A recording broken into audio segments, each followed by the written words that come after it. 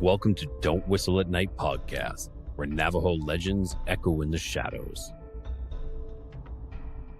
Darren and Dawn will guide you through the sacred fire of Native storytelling, where the old stories breathe, the unknown walks among us, and voices, long hidden, rise to be heard. And remember, don't whistle at night.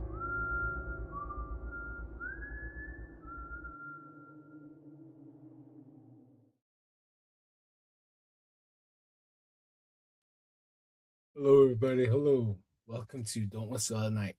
We are broadcasting live here on the United Public Radio Network, 107.7 FM in New Orleans. I'm your host, Don Yazzie. With me, my co-host, Darren Yazzie.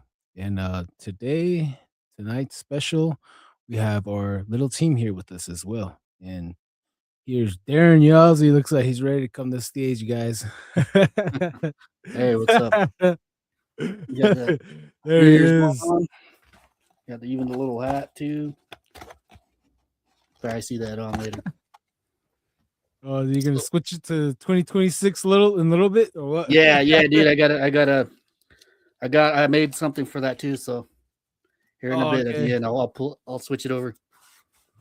All right, let's welcome team member Cedric, Mr. Lee. Here he is. What's up, Lee? How's it going? Hey, what's up? Not much, man. How's it going? How's it going on your end? Tired. Awesome. Yeah. We got some good fresh comments right here. Vet Girl 84. Hey, what's up, Vet Girl? What's up? Hello. Najoni Yeja, I made it. You sure did. Hello, how's it going? I hope you brought the hubby with you. Hope he's not Nacho. Tell him to say hi. I'll read it this time. Right here, I got the comment section on the board. So Audacious Amber. Hey, what's up, buddy? Yep. Happy New Year's to you as well. From our team to yours. We have a distant team member right here, Audacious Amber. She's based out of Maryland, Baltimore, and she's gonna be posting an interview she done on me like a long time ago, basically.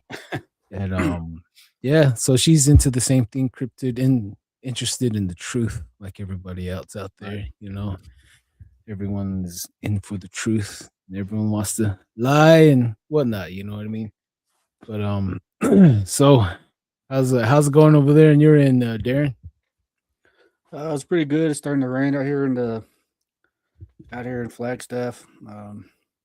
I wish it would snow. To tell you the truth, I wish it would snow this year.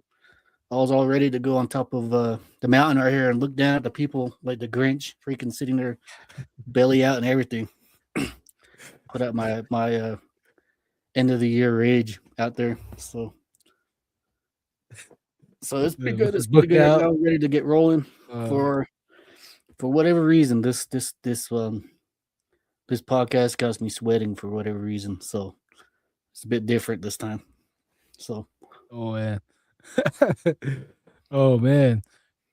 Yeah, I sent the message to Fabian and the team. I don't know if anyone's trying to hit you guys up if they have a problem, but if you guys are listening out there trying to get in, just look in your email, click on the link, and then you can hop on. But what about you, Lee? How's it going on your side? It's pretty cold outside. No rain yet, but pretty cold. And I just got a text from Fabian saying he'll be on shortly. Oh, okay. All right. So, where do we take lead on this one? Where do you guys want to start? We'll probably give it like 10 minutes. Let people come in. We'll just hang out, or I don't know. We'll let the comments decide, right? We'll see if they want to hear a story. We can tell a ghost story. I can start off. I've been telling my stories elsewhere except here, really. You know, I haven't shared all of it here. But if I did tell a story, let me know.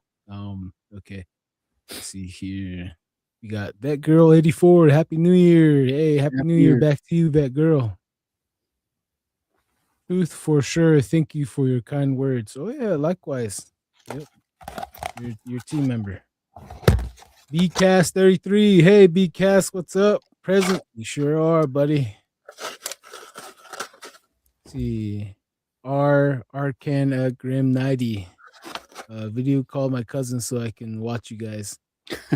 Sounds like Fabian. Is that Fabian? Yeah. Might not be him. Kurt W75. Hey, Kurt W75. No, it's been a while, man. How are you doing? Happy New Year's. Back to you, bro.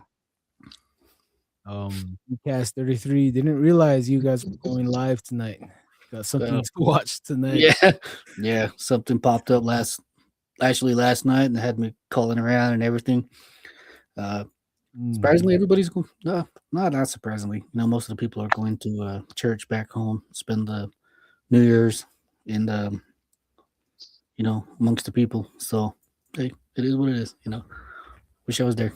Yeah, for real. Like, yeah, the boss, Michelle, she messaged me. She's like, hey, I have the spot that's available. I can end at this time. You can take over, and tell some scary stories, and we do have some scary stories coming for you guys out there. So stay tuned. All right, just stay put.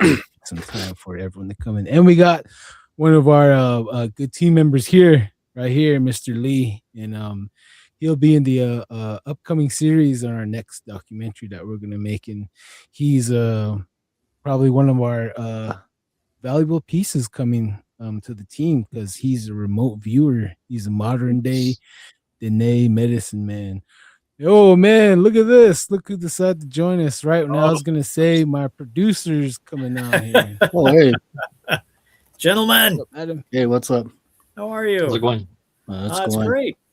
Oh my goodness. It's going now. So Yep. Adam, you remember Darren?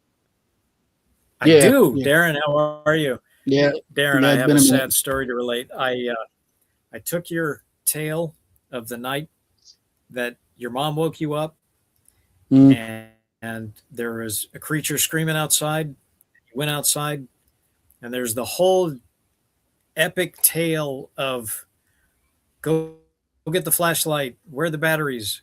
Oh, let's go look for the batteries. Well, okay, we got to go get the gun. Where's the gun? We got to look for the gun. Okay, we got the gun. Wait, go get the bullets. Anyway, this whole epic, that'll be in season 2. Just letting you know. It's coming, cool. But it's going to be in season 2. Right on. Yeah, right on. There's a lot of things that didn't make it in season 1. But Adam, this is Mr. Lee right here. Did you guys disappear? Sorry, what were you going to say? Oh, we got a lag here. Am I lagging or is it Adam lagging? Is it Adam lagging? Yeah, I think it's Adam lagging. Not me. Yeah, I didn't hear what he was gonna say. But Adam, I know you're lagging, but this is Mr. Lee right here in the corner. He's our team remote viewer. And hopefully we can get the ball rolling on season 2. What was that? Oh, I think we lost him. Cutting in and out. Hey, Adam, log back out and then come back in. Try that. Go back out and come back in. Maybe that would help out. Okay. All right, buddy. So, what's this? This red button? Leave studio. Let's try that.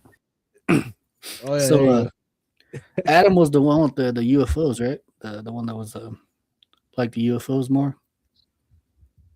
Oh, that's what Will said, but yeah, he's because he wrote a book, a science fiction book, and he lives in Los Angeles, so he brushes shoulders with hip hop artists and movies, and they send him pictures, and he scribbles out the pimples and the cracks and the blemishes on these. Oh man, I probably won't make it if I just scribble out the entire face right here. Hey, there he is. Am I here? That you? Yeah. Go ahead. I'm just waiting to see if I'm on the air, if I'm broadcasting, or you know, Yeah. if I'm gonna vanish All right. again, get stuck. Oh no, you sound good this time. Let me introduce you to everybody here. Okay. This is Mr. Lee, our remote viewer, and he's gonna help get us into the right positions. And if you have bad dreams, he can help you out. Apply peanut butter on top of your head and make the bad dreams go away. You know, stuff like that. Adam knows a good peanut butter trick. That's why I had to get him first on the peanut butter trick. I know. he now has I, a, he now has I a can't method. use the peanut butter on you. Yeah. He has a method of bringing Sasquatch, and it involves peanut butter. You know. But anyway, everyone out there, listeners, this is Adam Lima, and Mr. Adam, can you please introduce yourself and tell them about the book you wrote, and just basically introduce yourself in your own words. Go for it. The mic's yours. Oh, okay. Wow. I'm speechless as usual. I'm as eloquent as ever. So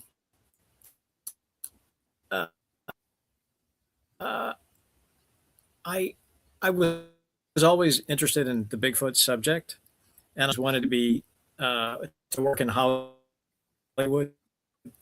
So career in Hollywood as a visual extras, and that's still been. But I've started veer into the direction of documentary filmmaking, and the Bigfoot subject is one that I was just so excited about.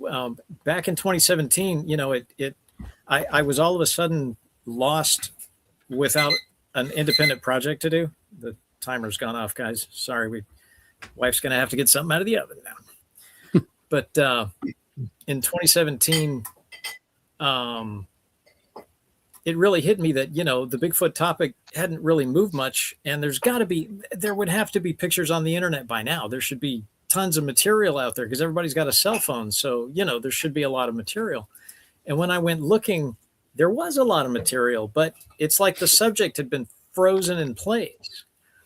And so after a lot of research, I found Will Jevning, and then it kind of hit me that this Bigfoot with Will's story, that this topic, we could start taking it places where it didn't seem to be going. I mean, clearly there's a commercial interest for it because you got a show like Finding Bigfoot on the air. What ran for 7 years, and they never found Bigfoot, but they interviewed a lot of people, and I think they did their best, but I don't think those guys really were informed properly of what was actually necessary to really get the footage that they really needed. The footage they kept teasing, they were, with that title. It's like Finding Bigfoot, or eventually, maybe, hopefully, Almost. Anyway, Will and I went out in 2022, and we went to Oregon, and we just did like a 1 weekend hit and run, and it wasn't long enough to get anything that was really substantial. So the next year we came back, and we were there for a week. And then we were we had time, we found some evidence, we interviewed a lot of people, and that trip we assembled into Bigfoot Evidence Oregon, and which is now streaming on Tubi and Roku, and it's on YouTube, and it's all over the place, and it's, gosh, I think it's on about 30 platforms or so worldwide. So and hold on 1 second, Adam. Sure, buddy. 1 second, Adam. And that film, guys, if you guys want to look it up, go for it. It's a really great film. You'll see Will's his knowledge on how to find evidence, like how to identify evidence on Sasquatch out there. And when he was with me on the Navajo Nation, he really showed me, some signs that I haven't shared with anybody, And I'm just like, I looked at him like, wow, man, this guy. You know what I mean? Like, I have so much more questions, and I ask him. He's like, I don't know. These are just the signs, and he learned from other natives in the Northwest. So, this we could all of us working together, we could really do great work. But sorry, Adam, go for it. No, it was good. I appreciate it. I appreciate the plug. Yeah, so Bigfoot Evidence Oregon, and then after that, there was a lot of stuff going on in the Southwest. But Don, this is before you got in touch with us, and so there's another documentary called Bigfoot Southwest, and currently that's only on YouTube. But it just landed with the distributors in November, so I'm hoping it'll pick up. More people will pick it up, I think, and so that should be out there, getting seen. Well, I mean, more streaming platforms are going to pick it up, is what I'm trying to stammer and say. And then the totally cool. I can't wait for this one to come out, but man, I keep getting tripped up trying to get past the quality control process. But it's Bigfoot Navajo Nation, which I'm absurdly jazzed about. It's just the thing about making a movie is I've been working on it for over a year, because it was last October, November that we went to the Navajo Nation with you, Don, and so that was like the end of October, and then up to like the 5th of November, and we interviewed people, and we shot evidence footage, and then after I was putting everything together, I thought I'd make a feature film, but I had 2.5 hours of material. It was all good. I couldn't sit there and, throw stuff out. So then I formatted it to a TV series. So it's a 10 episode TV series, and just getting the sound mixes completed right now. We're completed through episode 7, and then episode 8 and 9 are they're being worked on currently.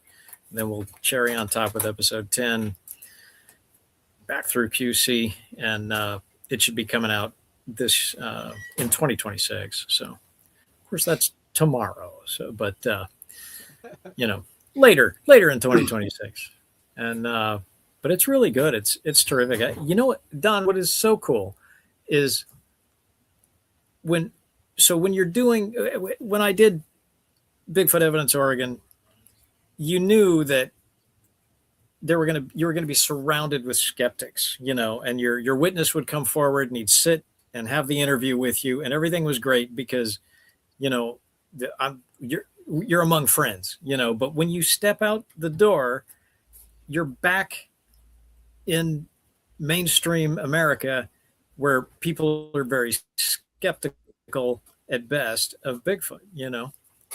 That is so not the case on the Navajo Nation. I mean, you may not want to talk about it, but there's no problem believing that there's this giant hairy hominid roaming about outside. You guys have no problem with that at all. I mean, I see one, but my grandma always told me about it, or it was, it's a culturally accepted phenomena. So it's just such a pleasure not to have to get through the skepticism barrier, and Don, with you, we got through the cultural barrier, because, I know that Navajo would prefer not to discuss that subject because they think it's going to manifest it. But I am living proof that's not the case. I never stop talking about it. And we're out there in the woods. I was like, hey, they don't like light meat. All right. I was like, hey, go for it. Let me whistle. I was like, I was whistling to see if they'd come and get me, but they saw Adam like, nope, nope, we don't want to. No, and by the way, mess with Adam. I'm sorry, Don, what was that? Oh, I was just saying all the Bigfoot saw Adam. They're like, no, I don't want to mess with that. Oh, wait, it's stuck again. Things are getting sticky. Oh, you're lagging. But you guys did win an award for that No, film, right? When we were there, when you and Rez, when you and me and Will were on the Rez, that's all we talked about. We didn't flush one out that way, I'll tell you. Oh yeah. See, I need your medicine man to do his remote viewing I need you, Lee. I need you to tell me what the heck is where I should be, where we got to go, buddy. I mean, dude, either that or we go to Darren's mom's Hogan and, help her look for flashlights and bullets and Yeah, all like- that good stuff. Yeah, we can do that too. Have it ready. his area is really hot. It's a really hot spot. Lizard Man. They have Yeah. that 3, what Will calls type 3, what everyone calls Dog Man. And shoot, the list goes on, man. Yeah. Darren's Yeah. hut is really active. Plenty of cover. His area has plenty of cover. That's what I believe it's Yeah, on that side. For sure. Yeah, but it's a well vegetated area, large. Everything you need to hide basically is there. I Lava still say we too. need inside info from Lee. Yeah, it got a little bit of everything. I pretty much got a lot. I'm not sure exactly what causes it to be this way, but it's home. I can't really argue with that. Love being back at the house, and Oh yeah. so it home comes with all that, so it's all good. Yeah. Check out right here, Amen. Audacious Amber. Happy New Year's to all the uncles. Happy New Year's. Let's read some of these real quick. Happy New Year's, Audacious Yeah. Amber. Oh yeah. Have Lois, beautiful people. Hey, likewise, you Oh, are yeah. a beautiful person as well. Thank you for joining us. Happy New Year, relatives. Happy New Hey. Year's. Hey, right back at you. 50, what's it say? Adam, I'll just say Adam 5750. Vet girl. Oh, everyone's saying hi to each other. Thank you. Thank you, Vet girl. Thank you everyone for being friendly in the chat. That's really awesome. Kurt W75, doing great, Don. Doing great, Don. Thanks for asking, brother. Hope you, Darren, and the family are doing the same. Oh yeah, likewise. Thank you. Here. Oh, right here, powering up team. Oh yeah, Yeah, we're still waiting for other team members to come on. Let's see here. Oh, okay. All right. All right. The chat is live here, guys. All right. Let's see. Okay. Crazy Coyote. Hey, what's up, brother? Oh man, we got someone here. Hey, what's up, Hey, what's up? Fabian? Hey, what's up? What's up? Oh, we dropped there it. you What go. happened? Oh man. Okay. He saw me. He Crazy realized he's Coyote. in bad company. It's time to go. I No, was like, whoa. he's in a bad area. Yeah. Crazy Coyote. Here he is again. There he is. What's up? Hey, what's up? You good? How's it going, We amigo? lost you there. Oh man, How's it not too going, bad. baby? How are you? Not bad, not bad. Trying to figure out this phone real quick. Sorry. Oh, that's good. Yeah.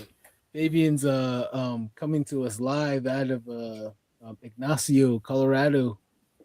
And we got Blackstaff and then Mr. Lee Gallup, right? Mr. Lee? Yep. And Adams in Sin City, Los right? Angeles. Yeah. Area code 666. For real, that's his area code 666. Tell me that's not it's not coincidence. Oh, that's Hollywood. So. Yeah. Exactly. Hang on, Exactly. Fabian. Hang on, guys. Let's catch up real quick here. Crazy Coyote, did you hear about the U.S. Army military police that killed an alien with a Colt 1911 45 pistol because that alien was in a restricted area? Ooh, I've heard some crazy things like that. Crazy Coyote. Hey, Z Sun Dragon. Hi, Hey, what's Don. up? Hi, Darren. Hi, Adam. Hi, Lee. What's up, Aw. Z Sun? Hi. Okay. Phone. See, hey, or I'll just say Grim Nighty asked Adam a question. Hey, Adam, what's your book called? You didn't say It's your book called called. The You didn't Normal tell us. I didn't give the title. Yeah, it's terrible. It's Yeah. called The Normal Paranormal Ghost Stories, and it's on Amazon. It's available on Amazon. So, and it's just I found out that Don, this was before I met you, but that I realized that just about every friend I had at one time or another in their life had a paranormal encounter. And I had one friend who she's had a giant pile of paranormal encounters. So, and now it's Victoria Munday, and she is actually a kind of a bit of a ghost hunter. I shouldn't say a bit of a, she's a no kidding ghost hunter, and she's done tons of investigations, and she had a lot of really cool stories, really creepy stories, but all filtered through the lens of her personal experience. And she doesn't look at the ghost phenomena as something frightening.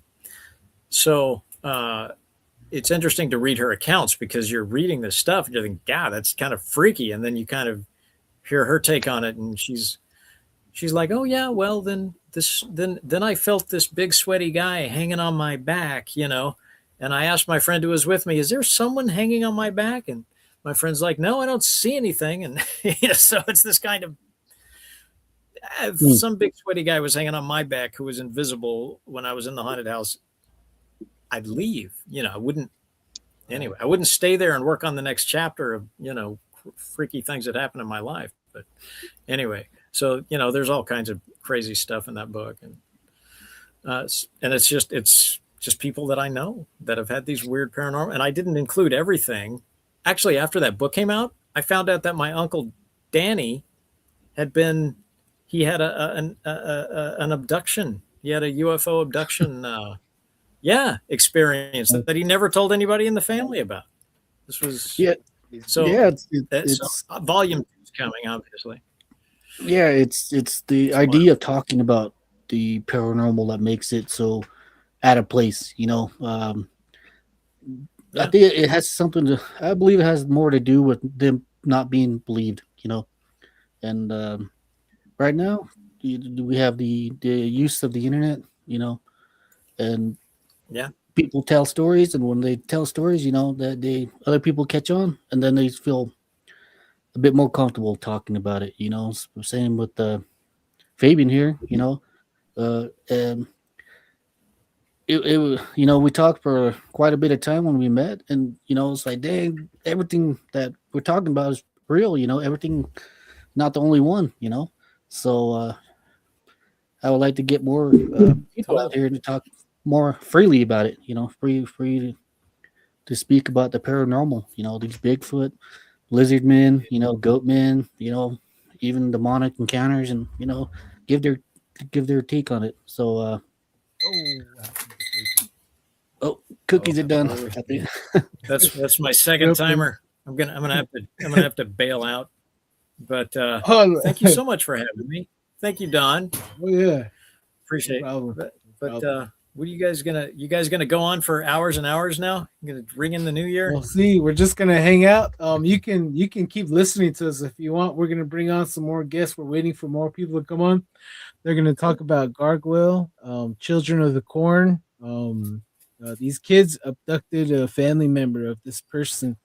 These kids, they look like Native Americans, but their eyes was glowing, and they had fat turquoise jewelry on, and they lured his grandpa's brother into the field and abducted him. So the rule is to never go into the cornfield when the sun goes down.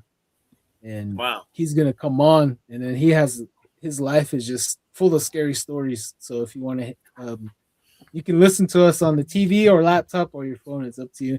But it's just a lot of more cryptid encounters.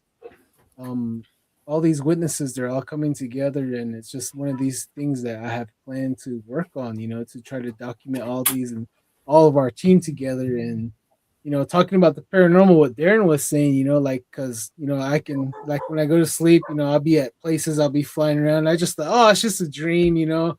But you know, the astral realm is very real, and that's where Mr. Lee comes in. You know, he confirms everything. So I'm like, all right, I'm just not having crazy dreams. This is not crazy dreams like everyone thinks it is. This is real.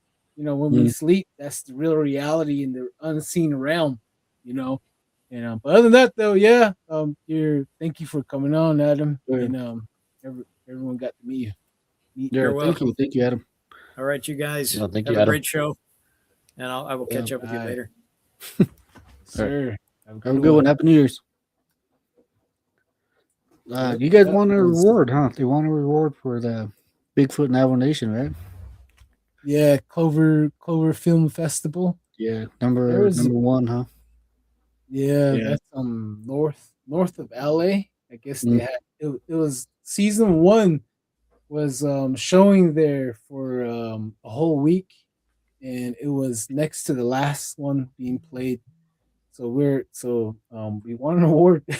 Yeah. So every film won different awards, and it was pretty cool to be mentioned. And I'm like, hey, that's credentials, just stuff that we can all help build, and like us as the net and everyone together working together, and we go on different tribes, because hey, there he is again. I don't know what happened, bros. My bad. Oh, not bad. Oh, hey, you're good, man. You're good. Like Yeah, oh, go ahead. Sorry.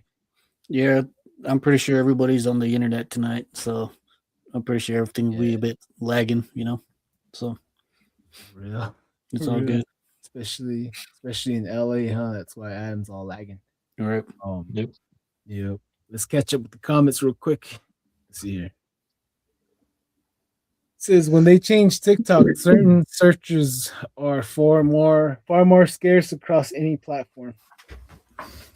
Yeah, because America bought TikTok. That's why many people talk about their pics being gone off. They're being gone off their cell by the time they get to the car. Oh wow! Oh, geez. Interesting stuff right there. Okay, glad everyone is being festive right here. Hello, happy New Year, everyone! Right back at you in the Johnny Yeja. See here, BCast. Oh yeah, her TikTok handle is so cheesy. No, just kidding. BCast 33. I noticed more Bigfoot docs are into the woo factors, right? Cloaking, big UFOs, teleporting, etc. Now more than before. What do you make of this, especially with modern technology? I'll go first, then I'll let everyone have their thoughts on this because no one really knows. But we always got to go back to our culture, right?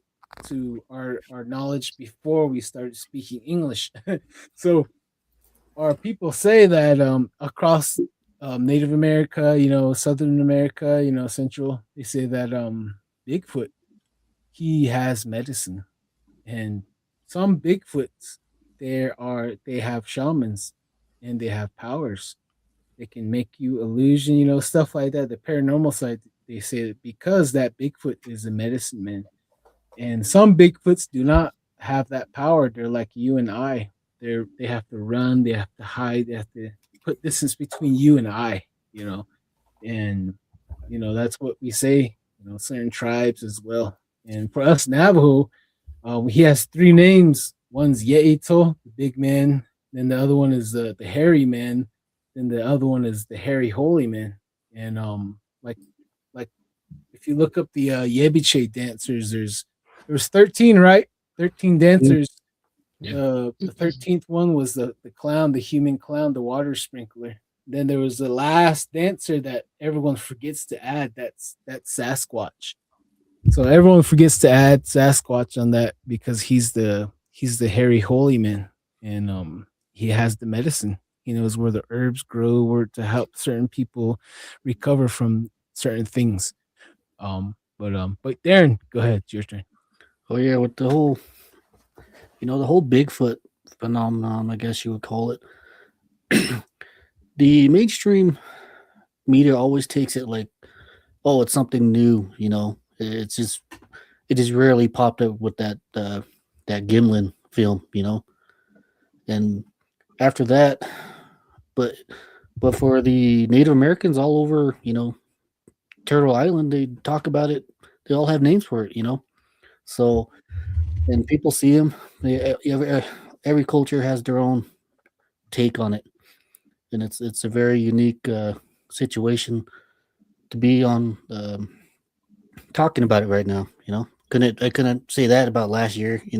We barely started the podcast. Now we're here talking about Bigfoot, which is a good thing.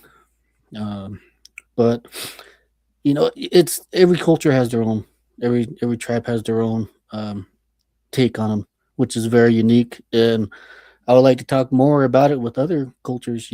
Other tribes out there. I like to talk maybe people on the other side of the world. About this Bigfoot character and what their take is on it is. But whatever it is, whoever it is, it's real. It's very much real, and we have to take more care of like preserving this character, this being, because life's very precious, and I'm not for killing this thing, because like, how would you like it if someone was trying to hunt you down and kill you, or you being getting beheaded because you're a snake in the grass or a snake in the nature, like how is that any good for anybody? But yeah, I have my take on it, and what I've been through with this Bigfoot character. So if it wasn't for him, Don and I probably wouldn't have been talking about him right now. So wherever you are, Bigfoot, thank you, bro. Oh yeah. Yep. And Mr. Lee, what's your take on this question from BCast 33? Well, I think he's real. It's just like everything in our tradition and pretty much every tribe and everywhere else, pretty much. Everything comes from legends. It's not mythology or anything. I think he is real. So. And then I kind of like that theory of how your last guest Yeah. the way he said that he moves his hair around and it kind of cloaks himself, kind of like the way Predator does. Yeah, for real. I like that too. I thought I never thought of that. Really? Right? Me either. And then just like the way you were saying, Don, he's a type of medicine man in his own way. Like I said with one of my stories where he helped my cousin when he was up in the mountain, where he's seen those three figures and they gave him. Yeah. Go ahead. Could you tell us that story again? Go for it. For everyone that didn't catch it, because I know some people haven't seen all the episodes, but could you tell that story for us again? Then after that, we'll go to Fabian. Or after your thoughts, then we'll go to Fabian. But yeah, go ahead. Sorry. Okay, I'll just quickly summarize it. But my cousin went missing. Oh no, you're good. You don't have to quickly summarize it. Go ahead, bro. We got all night. Okay. Well, it's happened a couple of years ago, but my cousin went missing in the mountains, north of Gallup, and he was missing for like 2 nights, and so 3 days, and we were trying to look for him on the third day, and we found him about 2-3 miles from where he was last seen, and he fell off a cliff and he actually broke his hip.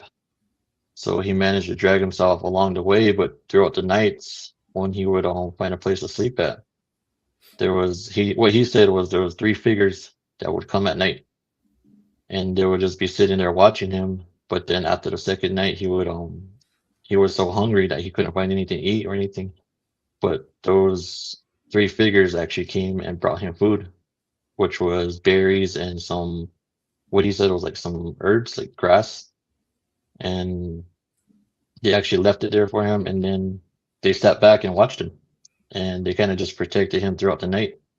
And this went on for those 3 nights or 2 nights that he was there until the day we found him. So that's one of the things I think he's able to do, is he's able to help people that are lost. I mean, they pose no threat to him. I'm pretty sure he's willing to help.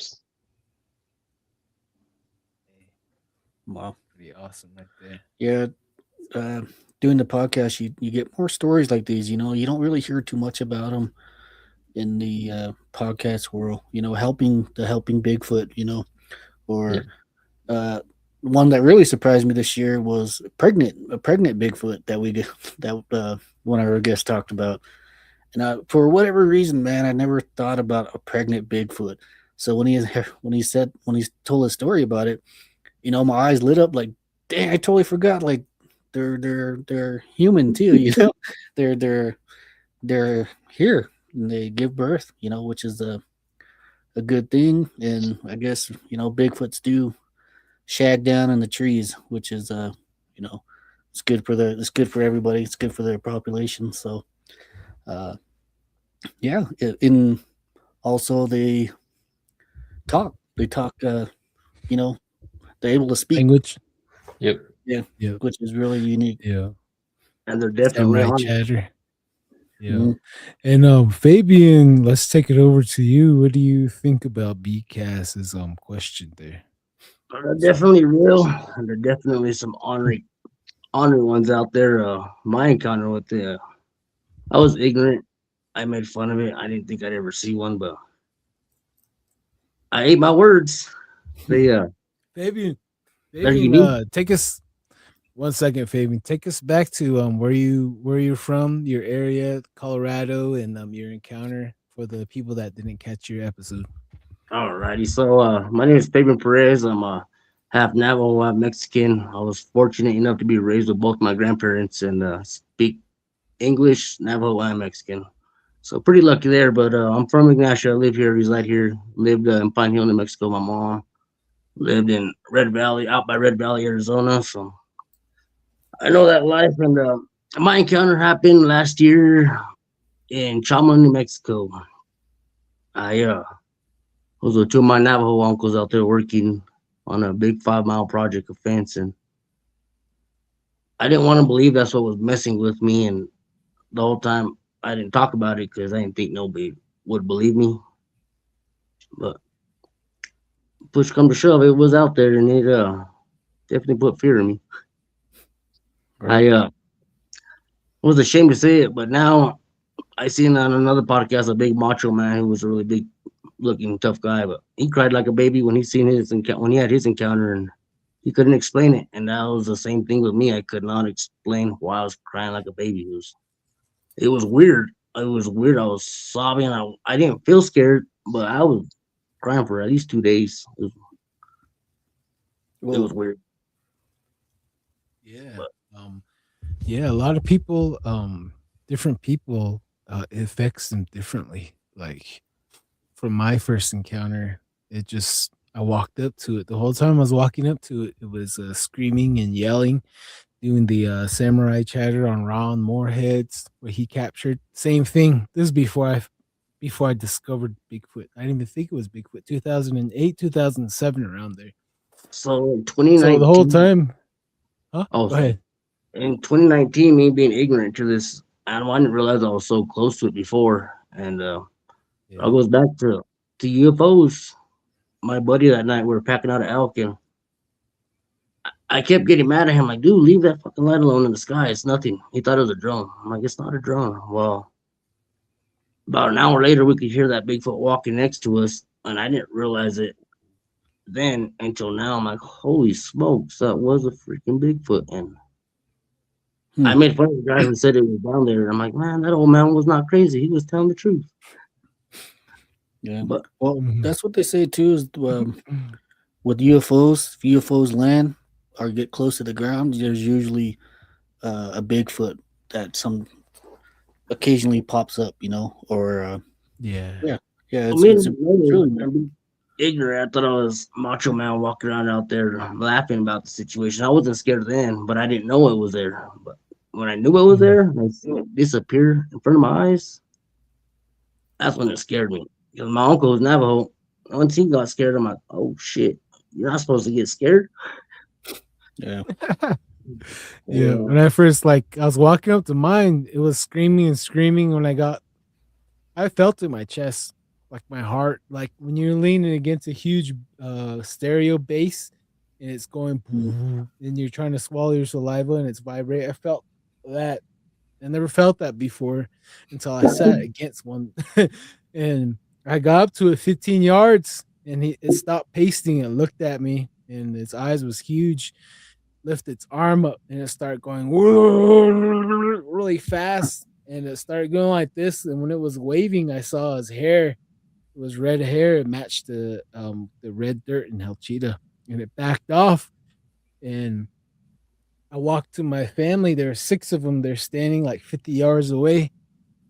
I walked back to them, and you know, they were all looking at me, and I looked at them, and internally it felt like I had fire, like I had all this heap of coal that's burning, and I want to, give it to them. So like, hey, I don't know what this is. I don't understand what I just seen. I don't know what I, you know, and can you just take some of this, because I was traumatized, and I wasn't really, because this is my backyard. I was 18, and it just, what I saw in my mind's eye was an ancient struggle from our ancient ones in the caves, up in those ruins and the cliffs with spears, and these things were trying to crawl up. I saw all those glimpses really quick, and that really scarred me I mentally think it's and really emotionally, spiritually. And yeah. I finally found out it was Bigfoot. And then my in-law, he ran into one while he's trying to get water, and he was having nightmares. He took a picture of it sitting in a broken cedar branch right in front of him, and he cruised off, and it was every night he's having nightmares, getting closer until he finally deleted the picture, and then the nightmares stopped. And Lee, what's your thoughts on that? Like every night the Bigfoot was continuing walking down the road, getting closer to his house, and even getting to his house the third night, checking the door and checking the window and watching him sleep. And he got up, he was sweating, and he deleted that picture, and the nightmare stopped. What's your thoughts on that, Lee? Well, sounds like I mean, like kind of like going back to what we were saying, like man, Bigfoot could be a medicine man. I mean, he's probably trying to find a way to scare him, so that way he can delete it. Um, it's like trying to save him from the bad things. I mean, the bad thing could mean anything, such as ruining his reputation or anything. I mean, he can go out and show people those pictures and stuff like that, but he's just trying to save himself. But another thing could be that he didn't want to be seen. He didn't want to be found, and if he told someone where he took that picture of, he didn't want anybody going up to the area to find him. That could be something right there. Correct. All right. Um, Baby has a nice background. And then I got another thing of Bigfoot and UFOs. It's if Bigfoot are so similar to people, like us humans, if you see something in the sky, wouldn't you be curious of what it is?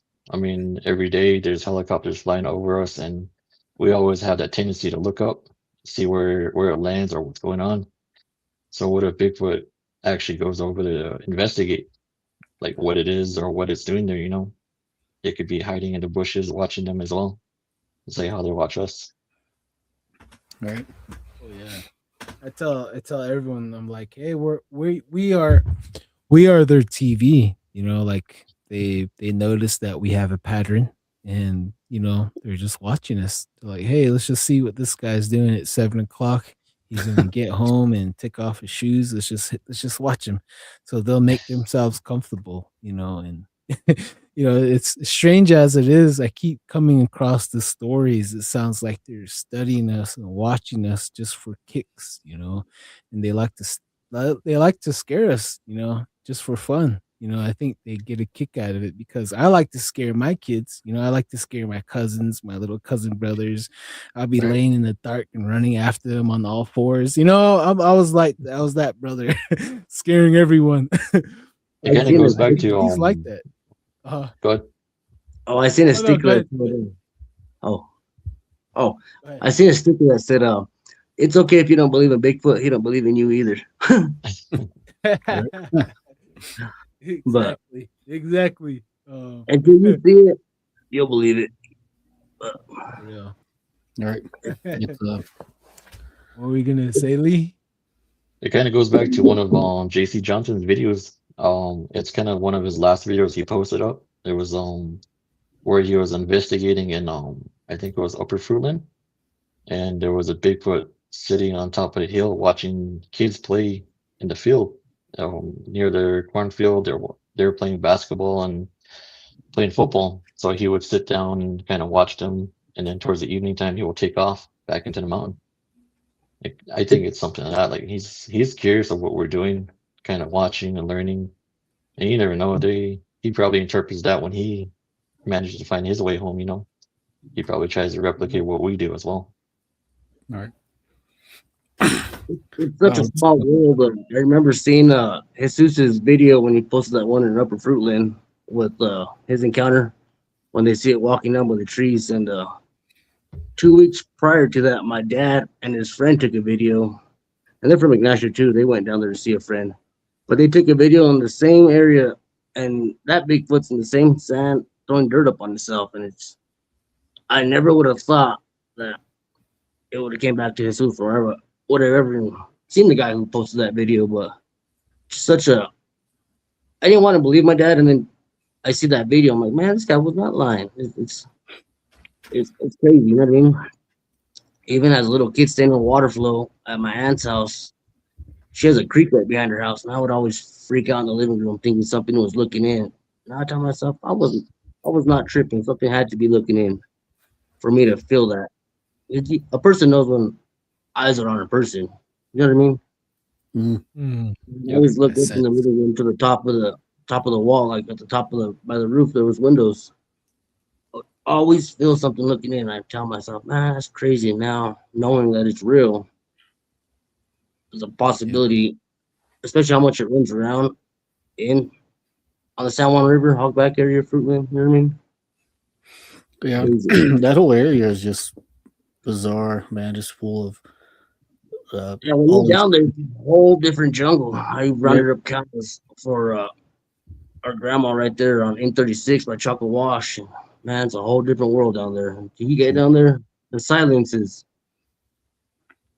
trippy. You can't even find the cows and stuff. And then when you do find them, it's a battle to get them out. But not ever knowing that I was right, mixed in with all that right there under my nose, me being so ignorant, it opened my eyes a lot. It definitely changed me, and I appreciate the mountains more. It's hard for me to get back out there. I ain't gonna lie. It scared me. Oh man. Now I can live it scared me. Yeah. That's why we're all here. We're all here to chat about it. And speaking of you just reminded me, we're all talking about San Juan and Farmington. Late February, right, guys? We're trying to plan something to a little investigation. Probably either maybe someone can let us camp in their yard, or we can camp by the river, or we'll get a place, our hotel, and then spend all day, all night, or something. We'll figure something out. But I'm sure my mother-in-law will camp on her place up in it's right by the river. I'm sure my mother-in-law would let us camp at her place in Hogback by the river. Oh man, I'm getting a lot of stories on TikTok about Hogback, about a leprechaun being that's been walking around the Hogback Ridge and throwing quarters or coins at windows and even down chimneys, like dressed like in green, looking like leprechaun, dude. Like, I've been getting stories like that. Hogback right there, that ridge. So it's a really strange area. And did anybody ever pick up a coin? Is it like just a common quarter, or Is it gold? They said it's its own unique coin, and everyone does not want to. They just stay in their room in the house. They don't even go investigate it.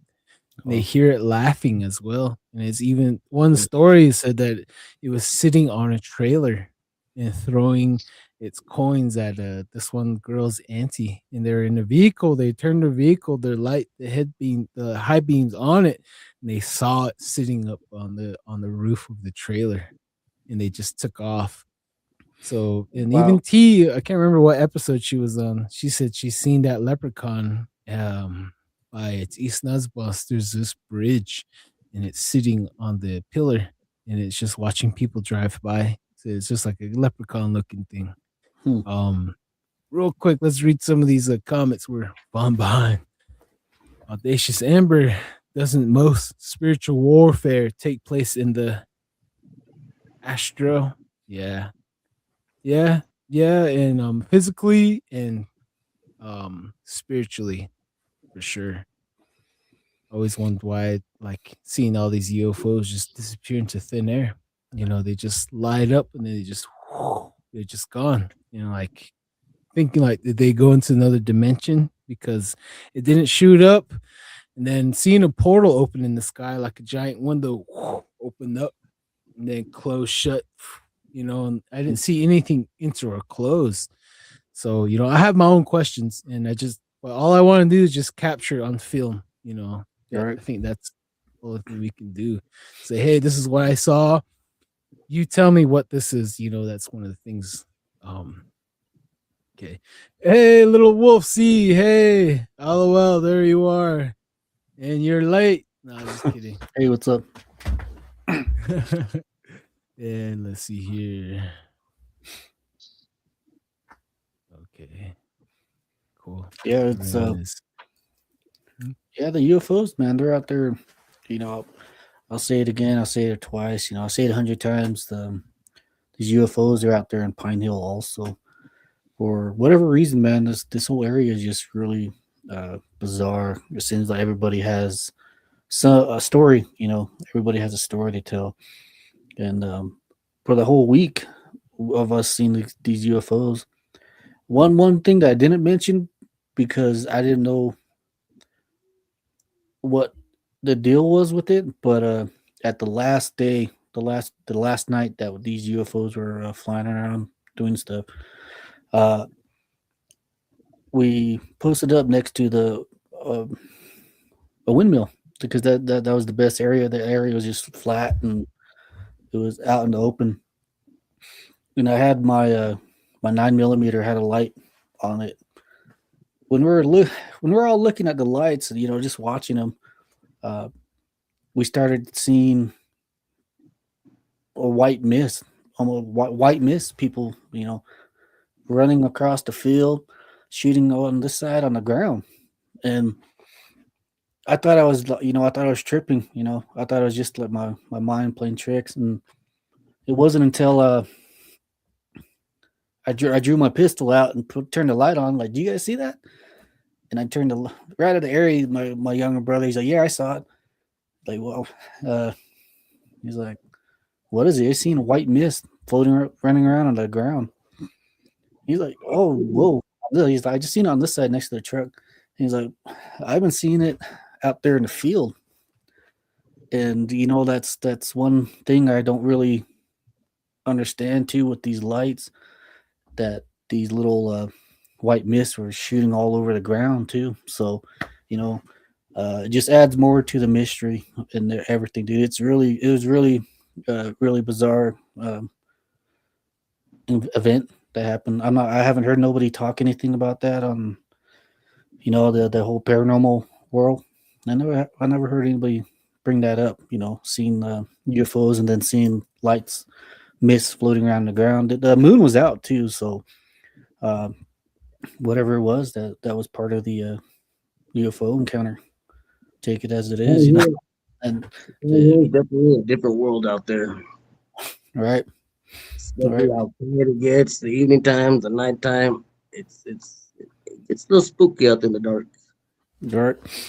Yep. And you know, Lee. Oh, sorry, Darren. Go ahead. and you know, it's home. It's home for me. You know, it'll probably always be. It will be. So you know, it comes with the whole world and the whole scary stuff, the spooky stuff. But as for me, you know, it's always been. It seems like no matter where I go, there's always something that goes on. You know, these UFOs. They followed me all the way to you know, Kansas City once. Believe it or not, they followed me out there to Odessa, and even out here in Flagstaff. I don't know what it is, but you know, I do my best to like take pictures of it. You know, sometimes I don't know. I think they just notice. You know, they just notice. Same thing with out there in Cameron too. One of the went out for a drive out there, Happy And New Year's, East Coast. Sorry, Darren. Oh, yeah. It's 10 o'clock. oh yeah, happy New Year's. Sorry. So New Year's to the East you know, Coast. for whatever reason, they seem to follow me too. Out there in Cameron, I know I was with two of my cousins, and like, hey, look, those UFOs are there, and they're just shooting, passing by, light back and forth, light back and forth, and right when I said, hold on, I'm gonna take a video of it, and right when I said that, I pulled my phone out, and then everything stopped, and I was like, well, I guess they heard me from way up there, but from what I was told right now, that the lights are out there too, so the people talk about it, and whatever they are, I think I might have a tail. UFOs follow me around, so It's wild and it's cool. It's crazy as well. Is I've been fortunate to be able to go up to Archuleta Mesa. I camped up there for about 3 months. We were building fence up there for Southern Ute Tribe and Hickory. We're fencing off the state reservation border. Me and my cousin, there was about 14 of us. Me and my cousin would go up there on a Sunday night, and we'd go look for stuff on Archuleta Mesa. And because most of Archuleta Mesa, what people don't talk about, it's on Southern Ute land. But we would never see nothing. We would go up there intentionally to get an encounter. We never, ever would get an encounter. It's crazy how some other people will experience it, I guess, easier than others. You know what I mean? But one thing I can verify is we all felt the ground vibrate, shaking, like Base on the ground like base. a train going, something shut under our feet. You know what I mean? And you feel the sand shaking a little bit. So that was real. We would drive around at night, and we wouldn't see nothing. It's crazy, but Yeah, that's what they call it was the scary. But I deep ain't gonna lie. state. Yeah, those are underground bases right there. They're doing all kinds of things. That's why everyone calls them the deep state. Those guys that are down there, they run the country up here. So, Yeah, for sure. Mr. Lee, I do a lot of my research on Dulce Base, and it's mind baffling. Scrambles your mind for sure. for real. Mr. Lee, what's your thoughts on the ET visitations, and what do you think their goal is? And I know from our ways, one of the words they were called was the holy people. And what's your thoughts on that whole deal, on that whole topic right there? Well, I can go both ways on this actually. The way I see the holy people are different than the way other people describe it, but I wouldn't go as far as saying that the I guess aliens would be the holy people. I mean, I'm pretty sure back in the old days they probably taught us something. It's kind of like they taught us how to build, and then it's just like how they're saying that the aliens helped the Aztec and the Mayans, Egyptians build the pyramids. I mean, those are something that's amazing, and it's hard to think of anybody thinking of building something like that. So I think they're really just here to watch us and observe us. It's just like how Bigfoot is. They're just observing us. They think that we're like little kids to them. So they're just kind of teaching us and showing us little ways to prosper and push on with our life, So damn. I really feel like if you really try, you can manifest Bigfoot as well. Because I manifested it. I kept joking about it, kept asking about it, kept bugging about it, and when I see my buddy's video when they're throwing rocks at him, and then he gets hit in the head, I still could not believe it. He would not tell me more details about it, and I kept bugging him, and then when I did have my encounter, he asked me, "You got what you wanted, right? You wanted to see it. Now what?" I'm like, "I manifested it." Yeah. the thing about that Real is if quick, you go guys. looking out for them, Go ahead. the thing about that is I think if you're going out to look for them, I think they had that feeling that you're searching for them, you know. But Well, if in you're this just case, taking a hike, I wasn't really looking. I kind of wanted to believe it was there, but I didn't want to. I didn't want to talk about it because nobody would believe me. I felt like yeah, we were working on the fence line, and when my uncle seen it, he lives out by Shiprock Rock, right down the road between Shiprock Rock and Mitten Rock. And I believed him. I believed him when he was freaking out because the cedar tree was going back and forth, and it was about a 15-foot cedar tree. And I was like, "That's yeah, impossible. A cedar tree will not bend like that." So they take off walking towards him. What confirmed it for me was well, I guess we did go looking for it. At that point, we went to see what was shaking the tree, yeah. and I stepped in its track right away, and I was like, "No way!" It was a juvenile, and I stepped again. And about 10 feet later, I stepped in another track, and then when I heard the thud and it running away, that's when I knew it was real. And that was at 9 o'clock in the morning, and about 1 o'clock in the afternoon, we seen it. And I think what really messes with my mind is the eyeballs, how big they are, and how Yeah. out of proportion Oh, they yeah. are.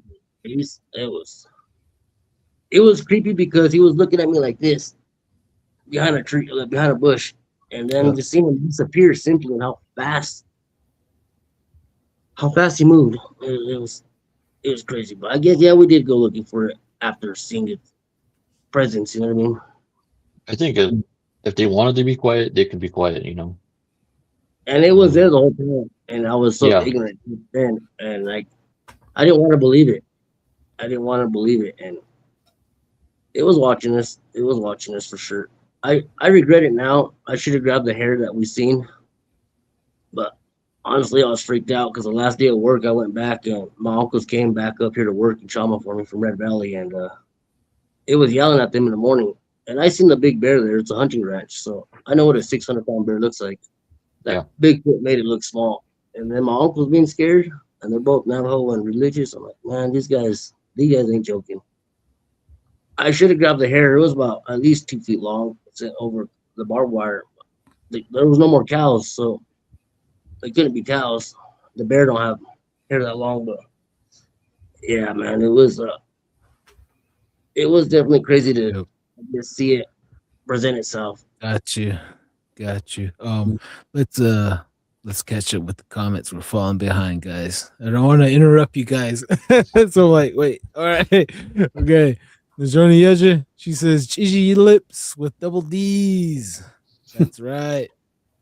Let's see here. Crazy Coyote heads up January 19th, 2038. Another Y2K superbug is coming. Spread the word, prepare for it because no one is doing nothing. That's if we make it to 2038. Jeez, that's another thing to look forward to, right? Let's see here. He comes back, Crazy Coyote. Yes, 2038, January 19th. Okay. It's just the same thing. Oh, we're here. Let's see here. I agree with you guys. Him moving his hair to cloak and being spiritual. I also think that it's crazy that the Tibetan call him Yeti. Yeah, and Dene call him Yeito. It sounds similar, Athabascan. Yeah. It certainly does. What about you guys? You guys agree to that? Yeah. Yeito. Yeah. I trip out about that all the time. I trip out people all the time. It's because they call him Yeti. And then Yeito. Oh yeah. Yeah. Yep. For real. And let's see here. Audacious Amber Fox just visited me at my window. Heard something in the bottom floor. He was big. Ooh, sounds like a nice. Make motel. sure to have them like, share, and subscribe to Don't Whistle at Night podcast. You know, probably wants to listen. He's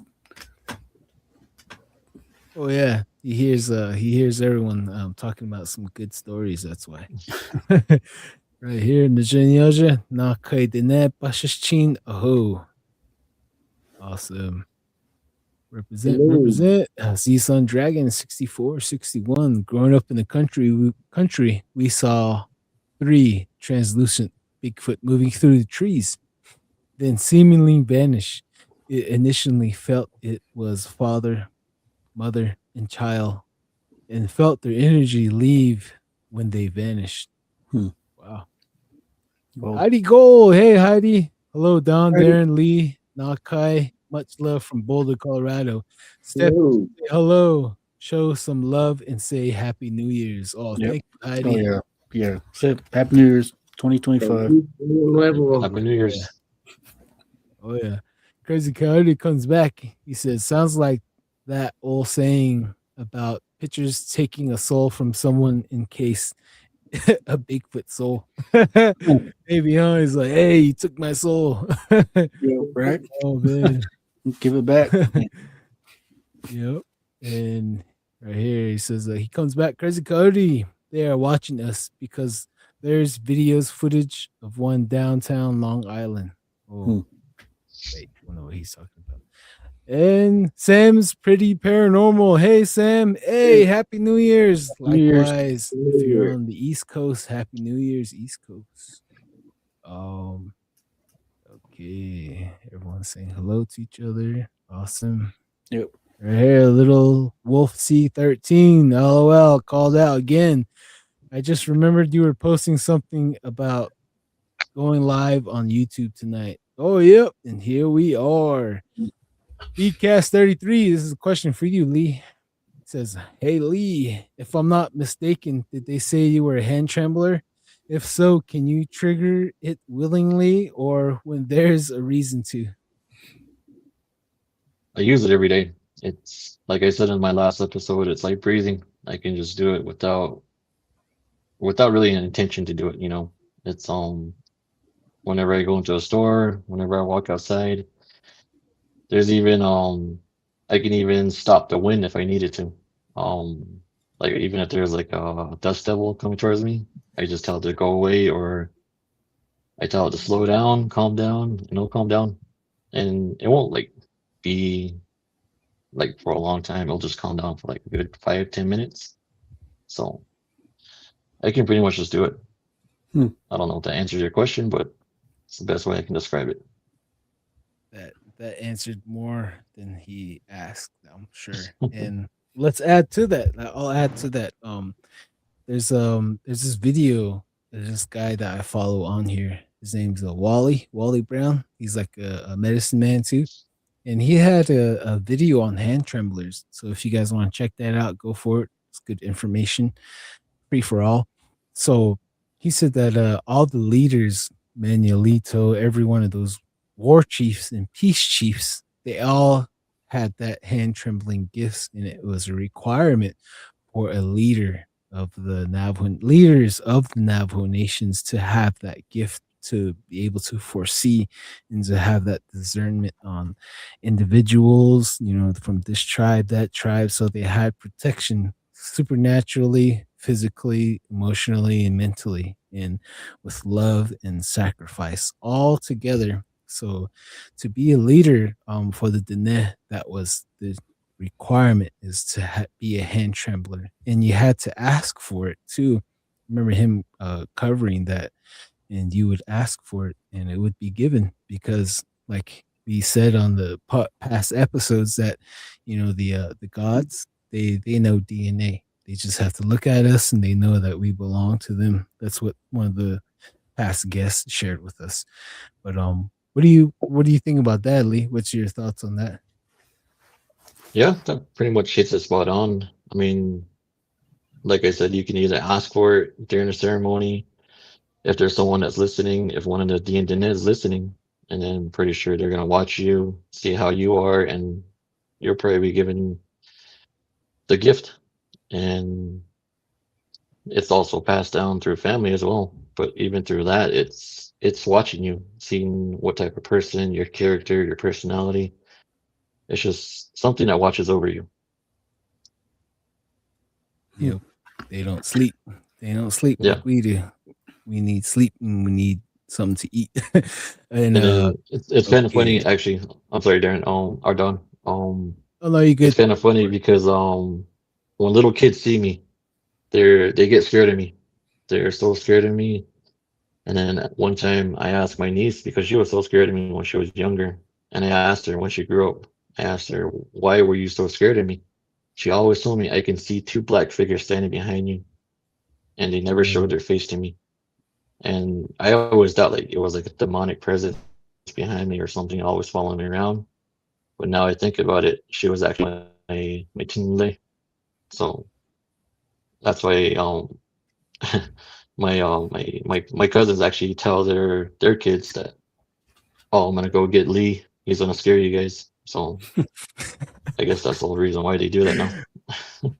I had my uncle for that. Like, hey, we're gonna get Carl. And all the kids like, no. My uncle is crazy. He's a crazy looking guy. So different topic. Okay, let's catch up with the comments, guys. BCast33. He comes back again for you, Mr. Lee. Yeah, he says, hey Lee, I'm not sure if you know about the recently disclosure of psionics, mentally communicating, summoning UFOs. It's basically praying until the holy people appear. Look into it. Yeah, I can't remember the guy Yeah, that I'll look into it. he manifests it. Yeah, I'll send you some videos. I can't remember the guy's name. Interesting, real interesting stuff right there. Audacious Amber. What if aliens are from the Water Kingdom? I think there's different beings. There's different types of humans that live in the earth. There's different types of humans that live in the ocean. Same thing with ETs, like the one that lives in certain parts of the reservations and certain mountains. They're the lizard beings, and those guys cloak, and they're 7 feet tall, 9 feet tall. They're very horrible looking beings. That's what, from a little bit of what I know, I'm not really sure. There's a lot of things that we don't know yet. Okay, let's see here. Crazy Coyote says, "Oh, I forgot, y'all. Got them eyes that seen Bigfoot in my dad and uncles. They seen one in the 1940s, Salt River area near a mountain." Oh yeah, interesting right there. Okay, let's see here. Audacious Amber hybrid can walk both worlds, natural and supernatural. Oh, talking about the hybrid beings. People get abducted. They say they get semen withdrawal or get their eggs taken out, or they're getting pregnant for 3 months and then get abducted again. The baby's gone. Stuff like that. Excuse me. See here. Goodman. Gamal Goodman. What's up, everybody? Happy New Year's from Central Cali. Hey, what's up? Hey. What's up, Happy New Year's. Cali? It's going to be New Year's in Mountain Standard Time in 2 hours. So Cali's 9 o'clock right now. Still early over here. Right here, Najoni Yaja. Beetlejuice with Mr. Lee. Come on over. Just kidding. He's a, hey, be careful. He might come over with Speedos on. Careful what you wish for. No, just kidding. Good man. Stephen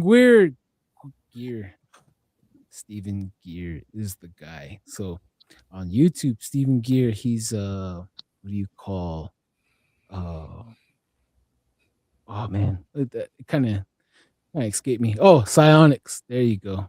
Right there, psionics. Tempe, Arizona, 1940s, ASU A Mountain near the stadium. Oh man, that's right by the Salt River. Yeah, that canal. So they take the canals down there, from what I know. Z-Sun Dragon. So since what I saw looked translucent, it seemed to vanish to where? A portal? I think they are interdimensional. What do you think? Oh man. Ooh, man. There's a I lot of think things that we don't know. for sure.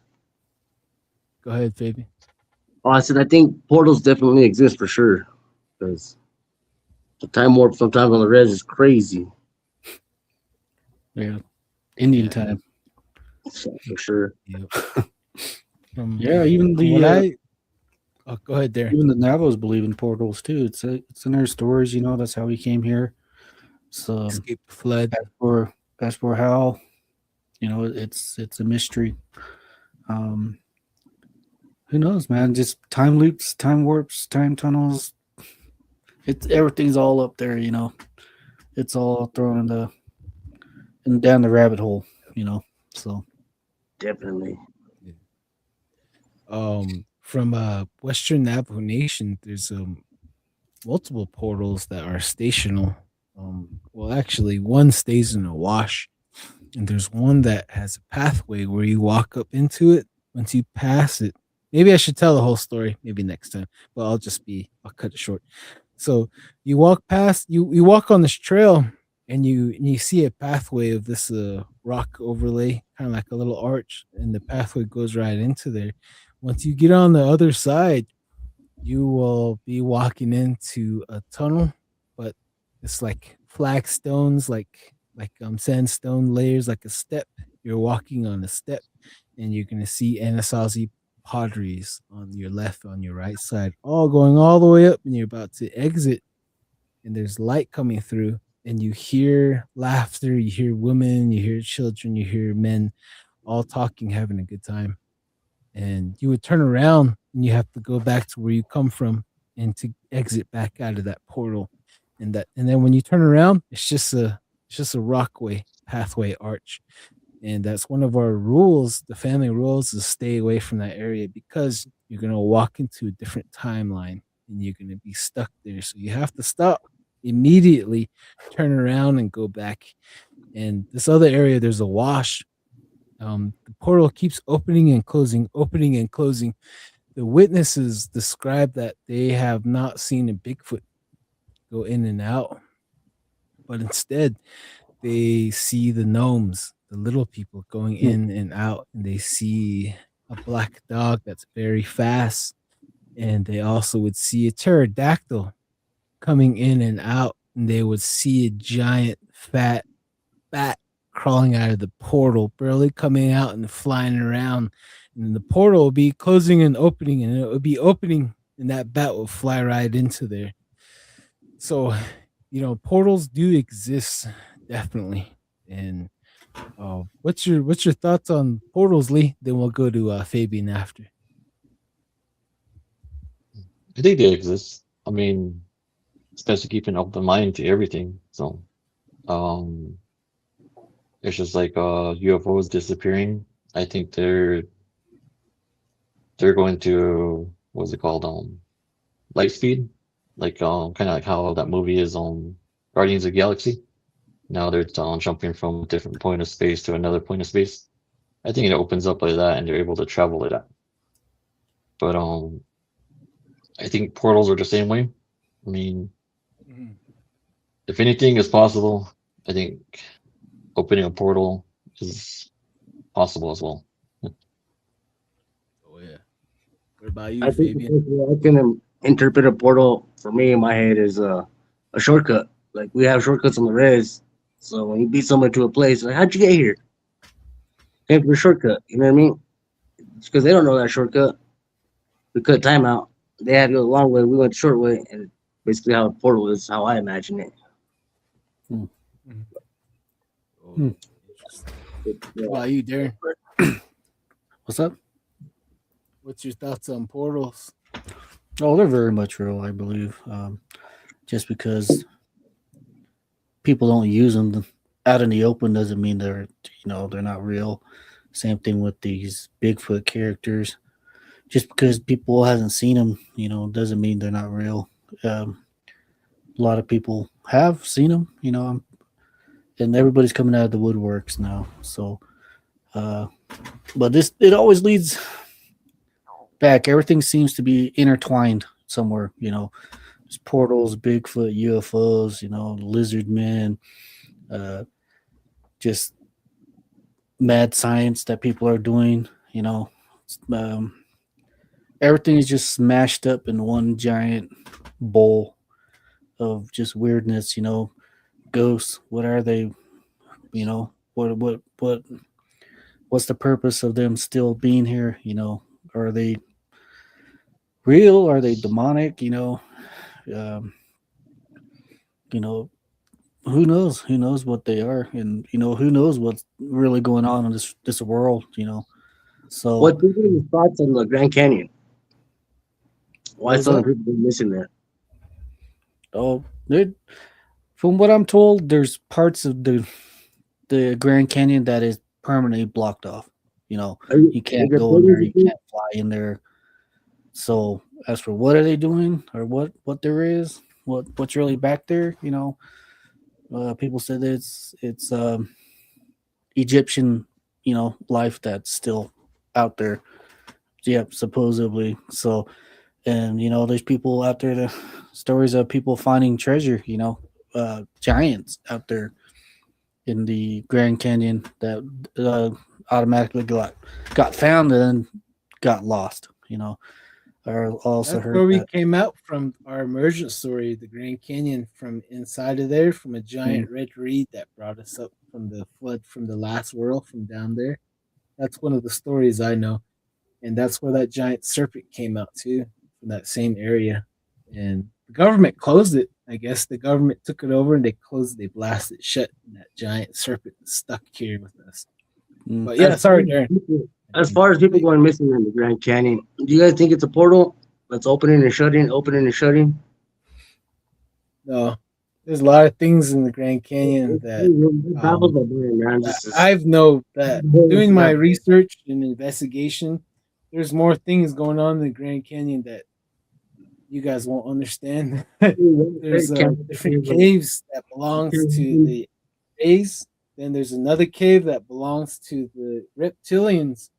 Then there's another cave where it belongs to the rake. They're pale crawlers, and their limbs are backwards, and they can drag a full-grown cattle into these caves with like nothing. And there's also the gargoyles too. They have their own caves, so all these creatures can be probably blamed on missing people. And there's also abductions, so everyone's probably taking a piece of the pie, literally. And we just got to get out there. That's the next thing, and just capture it. And just say, hey, this is what we found. This is what we have here. You guys take what you want with it, but it's weird. Very weird stuff. And I always see the UFOs go to the Grand Canyon from Navajo Mountain. They live in Navajo Mountain. They fly outside of the mountain. They go towards Shanto. They go towards Inscription House, and then they cut across east. They go over White Mesa, and then they go directly over Kaibito, and they go right into the Grand Canyon. So, the Grand Canyon is that's where the Hopis have their emergent stories, and the Zuni have their stories from there too. So the Grand Canyon is very, very mystical. That's for sure. Right here we got K Native Guy. What up? Happy New Year! Tuning in from New Year's. Happy New Year, brother. Happy New Year's. Much love. We got to hear that. I bet you that guy has some good stories, man. I hear the Bigfoot are bigger up there, more aggressive, and there's more little people up there too. No disrespect, no pun intended. BCast 33. No disrespect, but I hear Stephen Greer is cocky, claiming he's discovered everything. Okay, maybe gotta steer clear of that guy. Who knows? Z-Sun Dragon. Indeed, portals are everywhere and can be worked. Oh yeah, that reminds me. We used to have this one guy married into my family, and for the longest time he would never tell us his origin story. But until the horse almost killed him, everyone witnessed the horse trying to end him. The horse had the look in his eye. I never seen a horse have that look trying to get him. But we saved him, and when we saved him out of the corral, he had a broken hip and broken back. And when we got him out of the corral, and he was crying, he's like, "I got to tell you guys something. I need to tell you." He's like, when that horse was trying to kill him, he said that somehow, some way, when he looked at the horse after it bucked him off, or when it jumped up and it crushed him, like it landed right on him, boom. And he said that horse was crushing him, moving back and forth, and it rolled over on him. He said the horse looked directly at him and spoke to him in some kind of way, and told him that he's here to end him, because his role in learning how to be a skinwalker. And he told us everything. He spilled the beans that his uncle was teaching him how to shapeshift. And there's a certain location in this area where you walk up to a solid sandstone rock and you put your hands on there and you chant, you say this prayer and you chant, and you have to believe. You have to believe, and your hands will disappear into that rock and you walk into that rock. And then once you walk into that rock, it's a cave, and there's a fire, and there's a man with his nephew, another man with his nephew, another uncle with his nephew, and they're passing it down to their nephews. And so, you know, you can't get into a portal. If you guys see a portal out there, stay out of there. Don't enter, because only way you can go inside is if you have to be invited. And if you go inside uninvited, you're gonna get cancer and you're gonna die. You're gonna die from a sickness. So you have to be invited into the portal. So that's just FYI. And Lee, have you heard anything like that before? Oh, what's that, Fabian? Some elk. You guys see the elk disappear? I'll rewind it. This elk disappears in the video out of nowhere. It's crazy talking about portals, but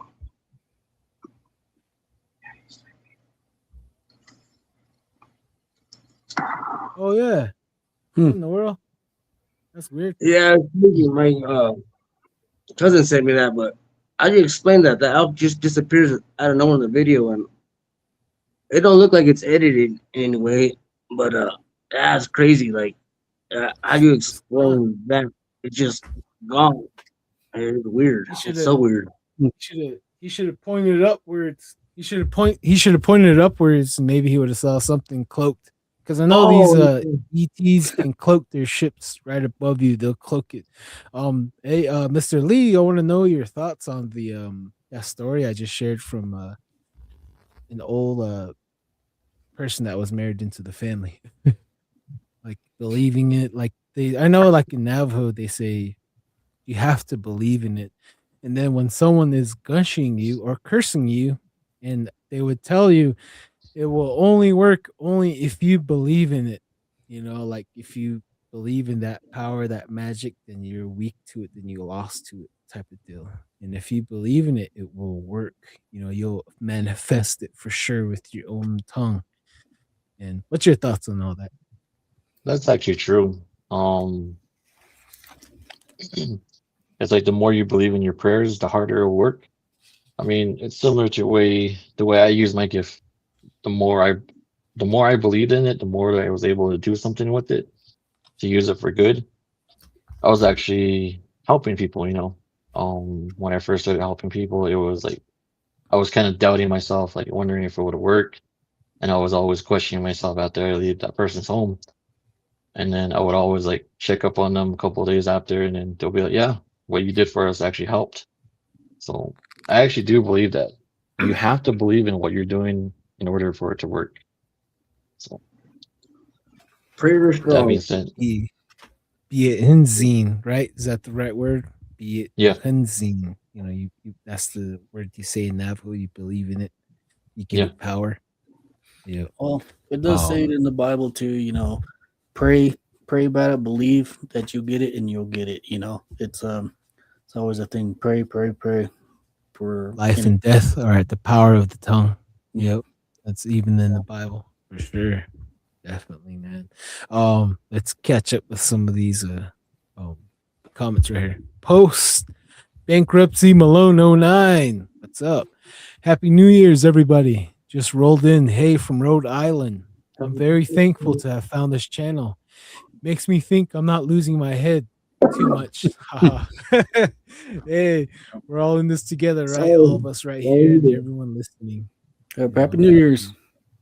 Yep. Happy New Year's. Happy New Year's. Coast, Rhode Island. That's some nice country right there, Rhode Island. BCast 33. No disrespect. Oh, wait. Oh, okay. I already read that one. Let's see here.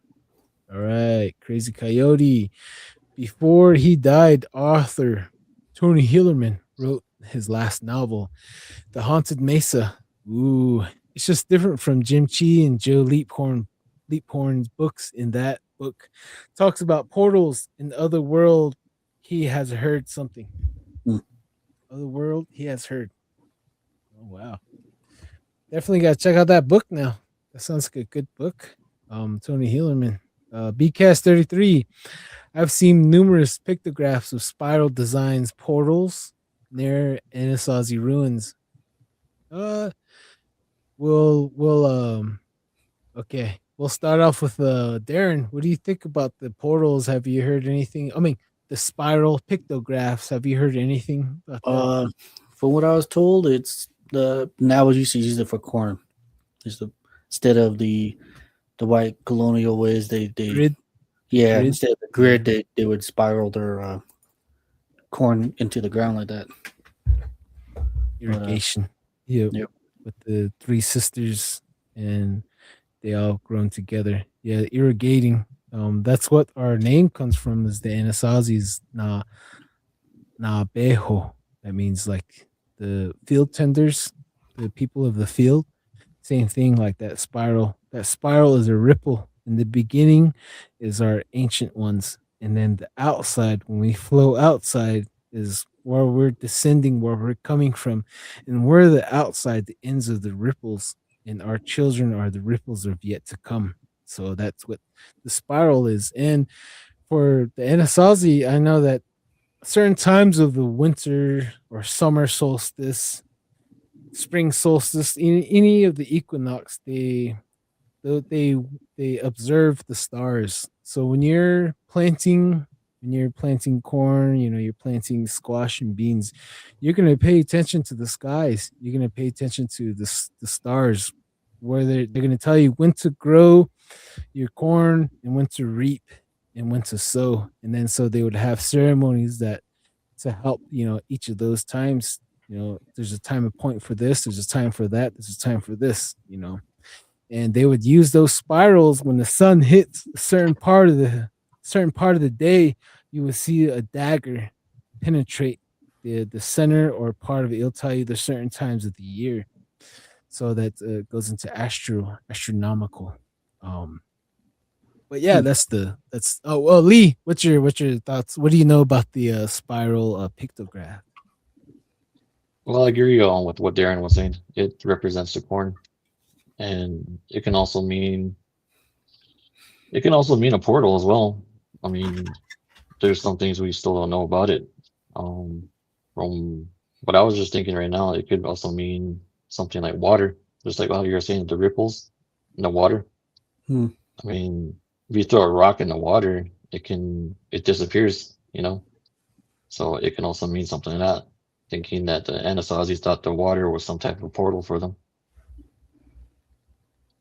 Oh man, yeah, especially like in the Bible, it actually talks about the portal up in the sky. So like when they're building the Tower of Babel, they're trying to get to where the cloud and the moisture meets. So supposedly there's a portal there where the sky and the earth and the clouds hit. There's a portal way where you can go into the other reality. I remember finding that one time. So I was like, what? There's a lot of weird things you find when you're reading stuff. And Fabian, what's your thoughts on the spiral pictographs?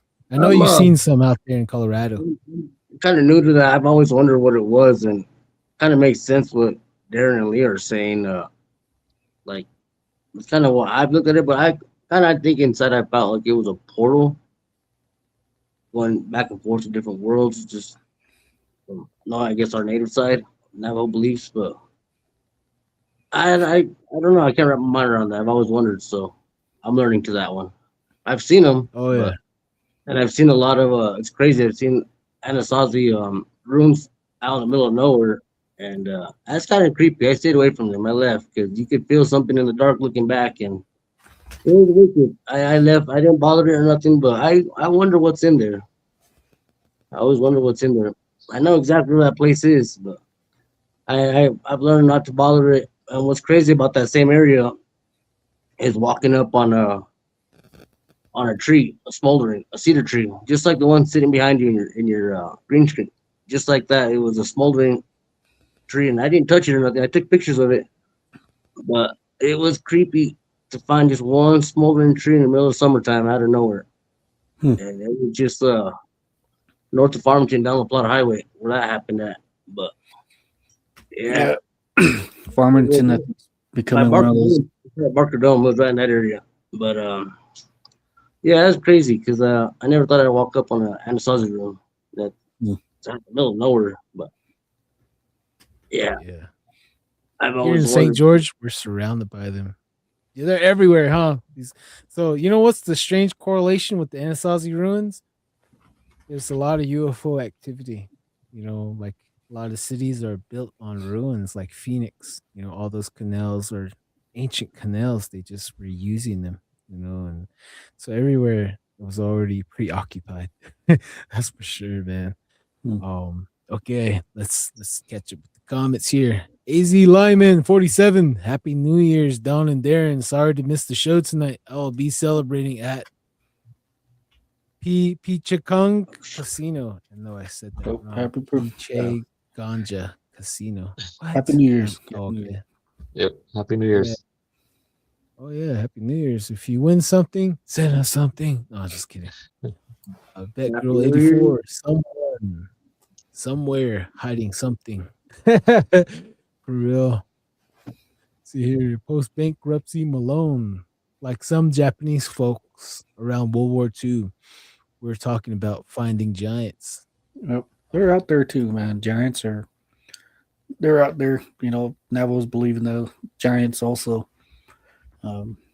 Yeah, it's really weird. There's a lot of correlation. You know, everybody seems to be have stories of giant people. Clash of the Titans. You know, so Yeah. it's all out there. You know, as for who they are, what they are. You know, Bible calls them the Nephilim. You know, so that's for what they are. You know, who knows? Who knows really? We call them Yei. Oh, sorry, I Jared. think Go ahead. the half rabbit, half man. I feel like that's like portrayed as the Easter bunny, but we're too blind to see it. You know what I mean? Yeah. I don't know, man. I can't. I think I would probably just fall over. You know, see a giant rabbit. I don't know if you guys know what rabbits look like. They have those big bulging eyes and they stick out and Big old teeth. big old. Choppers. Yeah, dude. I don't think I can. I think Travis I'd looks probably just, the way they run. right. Yeah. Oh, hey, real quick, before I forget, going back to the Giants with post bankruptcy Malone, how do you find those pictographs of the Giants? When you look around, you'll see a hand. In that hand, you'll see an extra finger, 6 fingers. In some pictographs, you have to really look. You'll see feet that have 6 toes. Those guys are the Yei, the Giants, and you know some tribes fought against them, and for our tribe, they intermarried within us, and that's why we have some clans Yei, and there's another clan I can't remember, descendants of the Giants, and those people that have that clan Yei, they are gifted supernaturally as well.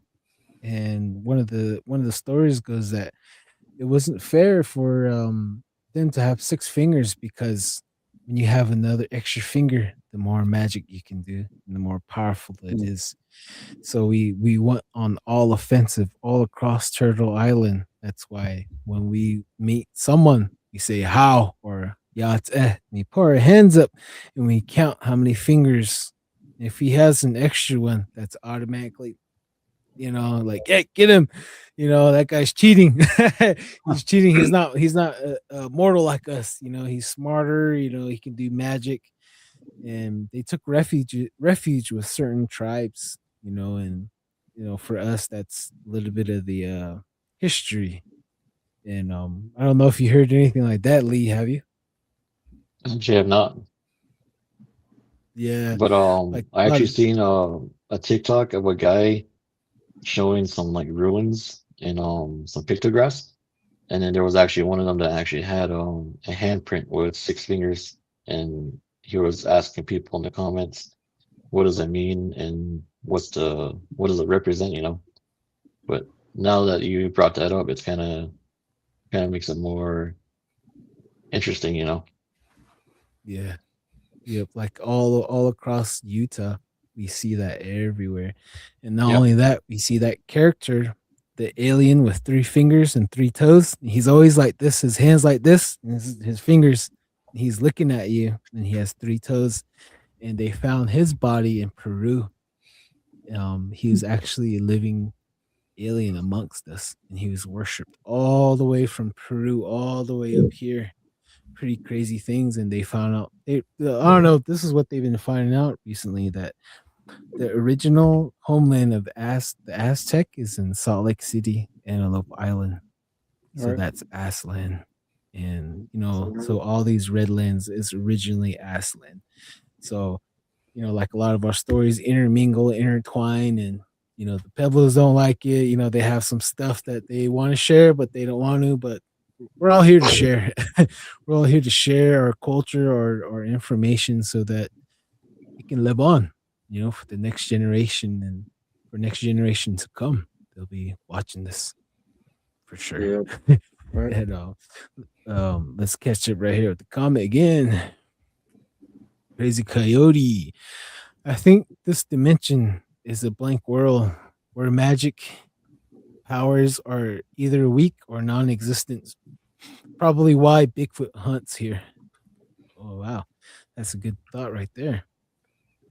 BCast 33. I lived with my aunt during my high school years near Chaco Canyon and observed my first orb on top of.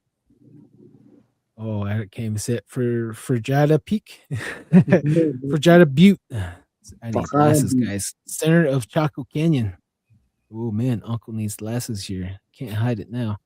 Crazy Coyote. Correction, it was Louis L'Amour, not Tony Hillerman, that wrote Haunted Mesa.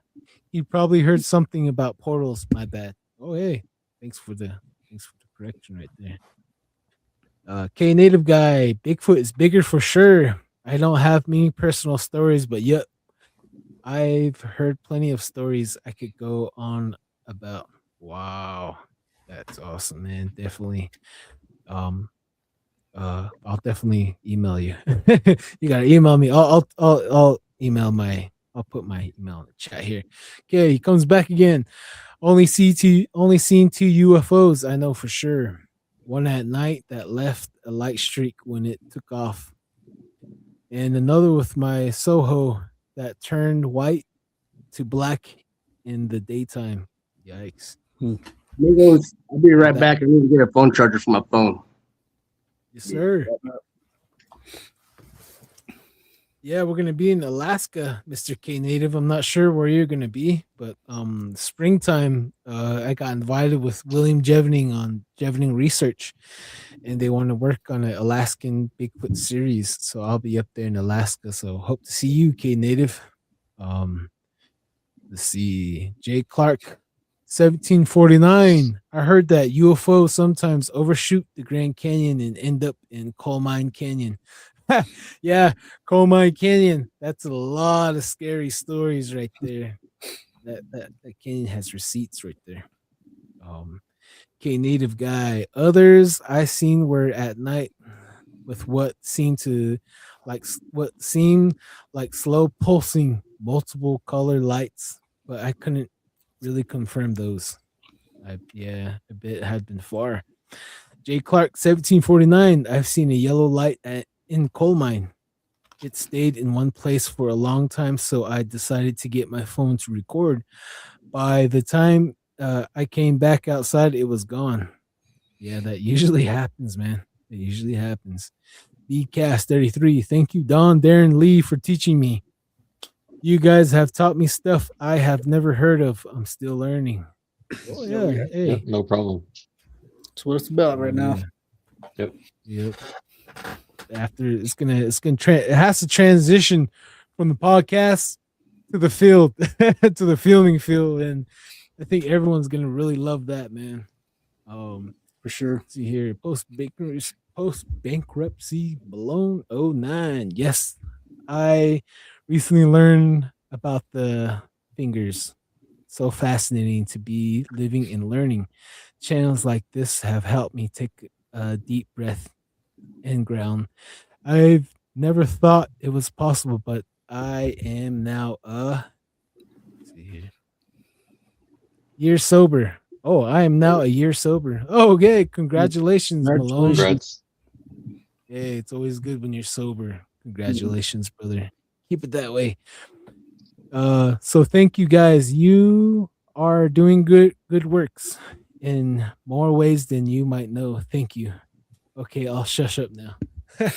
No, it's Oh, good. yeah. It's good to hear that.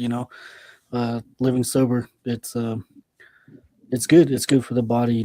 It's once you get into it, the whole alcohol and drugs. It's really hard to get out of. So, for you being sober for a year, that really takes a lot out of you and your spirit.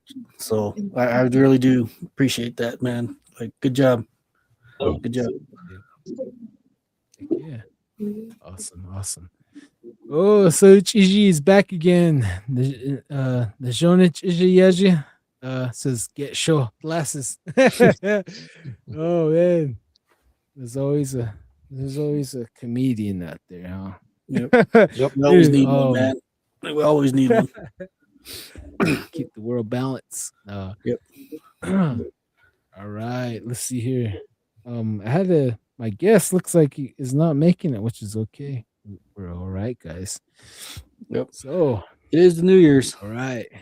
Yeah. Happy. Oh, hey, in about 9 minutes, Happy New Year's Central Standard Time. So everyone in Iowa, what do you call that? Illinois, Texas, Central Standard Time. Yep. Happy New Year's pretty soon. Right here, okay, native guy. Oh, word. I'll keep a lookout for that. Soho is Hopi for my grandma. For those that don't know, LOL. That UFO I seen looked like the one in Skinwalker Ranch show. I couldn't remember what episode. Oh, jeez. Very interesting. Yeah. Oh, gentlemen. Oh, go ahead, Darren. Sorry. Oh, yeah, I was gonna say these orbs too. Strangely, we see them out there too. We see them out there in the back of the house. Pine Hill. See them above the tree line, in the tree line. My late sister. She was saying that, walked up and how most of the windows are positioned right next to the sink. And what she was telling me, she walked up and I seen 3 orbs flying around in a circle above the tree line. And the next morning we're all like, why didn't you take a picture? Why didn't you take a video? She's like, I didn't think nothing. I don't know what she says. Like, I thought about it and I didn't. And and he just went back to bed. I was like, yeah, I just went back to bed. So I was like, dang, okay. So that's the whole idea too with the cameras. We got up at the house just to capture stuff like that.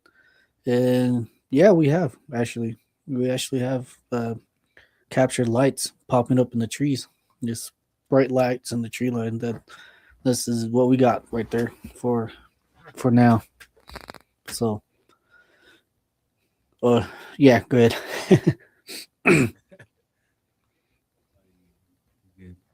All right, let's see here. We got Z Sun Dragon. Almost 2 a.m. here in 2026. I'm in the future. Oh shit, Starman in Florida. Oh yeah, Florida. Keep all your warm weather, man. It's too warm over here in Utah. Keep that warm weather in Florida. Oh man. True to my tribe, 0918. Good evening, gentlemen. Hey, what's up, True to my tribe? Yep, nice to see you. In your Lee, I got a question for you. And when you're out there in the astral realm, what's one of the scariest things that you saw, like one of the creepiest things? Because the reason why I ask you that is because if you like when I was younger, I couldn't wait to go to sleep. As funny as that sound, because like I've always wondered, like, what am I gonna dream about this time? Where am I gonna go? I always knew I was gonna go somewhere. And and I did. And a lot of times flying out there, like I would look down and I would see a girl that looked like the Grudge, long hair and a white cloth or something, like a white dress, but it's not a dress, it's white, looks like a burial clothing, that's what I can think about. But black hair, and it's following me around everywhere I go. It's following me. I'm trying to fly away. And then as I was getting older, I think less innocent, and I realized that I couldn't fly as fast. I couldn't, and I was only able to jump and fly only for a certain amount of times, and I had to be walking again.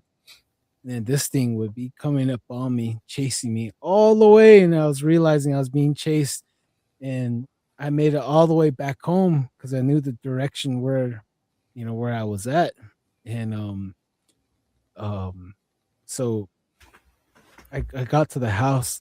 I got through the back door. I went into the room, and as I was trying to open the door to my room, the back door opened because my room and the back door are close to each other. And the back door opened. I looked, and she's crawling in on all fours, dude. And it's not natural the way she's crawling in. Her limbs all jacked up, and I seen her like crawl past me, and she opened the door, and I followed her in, trying to stop it. And when the door opened, I walked in. I seen my body laying on the bed, and she crawled over my body, and she was about to bite the back of my neck, and I woke up. So, and I couldn't travel after a while, and yeah, what's your thoughts on that, Lee? Well, I think if you're astral projecting, you're leaving your body in a vulnerable state, So you're basically inviting anything or anyone around to see you, not just your astral projecting form, but also your body in this reality. So that being said, it probably followed you multiple times before you seen her. That's why she was able to know where you're laying down at. And so she was probably trying to find a way to escape that dimension, that reality, where you're astral projecting. Yeah. And I think one of the scariest times was when I first got my Tinley, when I first started using it, and before it was fixed to me. It was when all this information, all the things would just come to me, and it would scare me. And I would see my grandma and my two uncles. They both passed away before I got my Tinley. And I would see them outside my dad's house, and they would be standing there calling to me, talking to me, trying to get me to go with them, And I would be standing right there in front of them, but then when I looked behind me, I would see a little window of me sitting down on the couch, and my whole family trying to hold me down, trying to hold me down, trying to tell me not to leave. And then I kind of turned around and started walking back to myself, and I was actually trying to get up in my physical form. I was actually trying to get up. I was trying to stand up, and I remember hearing myself yelling, saying that I want to go with them. And it took my dad, my stepmom, and my two sisters to hold me down. And I was actually trying to force my way up. I was still trying to push and push, but they were holding me down. And I turned around and I looked back at my aunt, my grandma and my uncles. And the way I seen them before that, they looked like my family members. But then the second time when I took a look at them, it wasn't them. So they were using something was using them as a disguise to pull me and get me stuck in that astral projecting form. So it's kind of similar to the way you were describing. Yeah. Oh, I was gonna say that too. What's- What's up? there. Good. Go ahead. I was gonna say that too. Be wary of your dreams. If because I come to the belief that demonic entities, these spirits, when they show themselves first, they're going to show themselves through your dreams. That's how I came to understand it. So if these demonic entities, these evil spirits, will reach through your dreams because that's the only way they can actually grab you is through the dreaming. I heard people refer to dreaming as a close cousin of death, and that's the body and the spirit are hello the body and the spirit are separate. The spirit, when you sleep, your spirit goes in the spirit realm or whatever you want to call it, and your bodies left vulnerable. Same thing with. So I came to the idea that that's how they get a hold of you first is through your dreams, and Yep. yeah. So watch out for your dreams, and if something seems more odd, it's probably best to say your prayers, say a prayer before you go to Get up bed. right away. Yeah, Yeah. right away. You don't feel good, it's okay. It's good to pray. It's always good to pray. It's even better if you pray when you go to sleep. Even that's what more protection is there better than that. Pray, pray, Yeah. pray. I can't express it enough. But Yeah, for that, yeah, for we real. got Maddie. So Yeah, yeah, it's nice seeing you. Seen you a couple times on some other sites live talking. TikTok. So yeah. Yeah.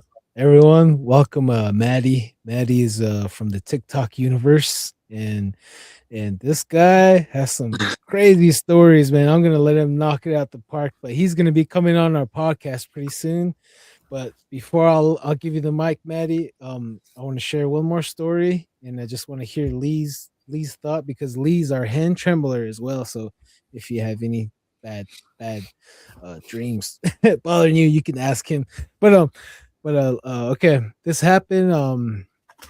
Oh man, before I joined the Job Corps, man, in Northern California, my aunt was married to this tribe out there. I'm not gonna name.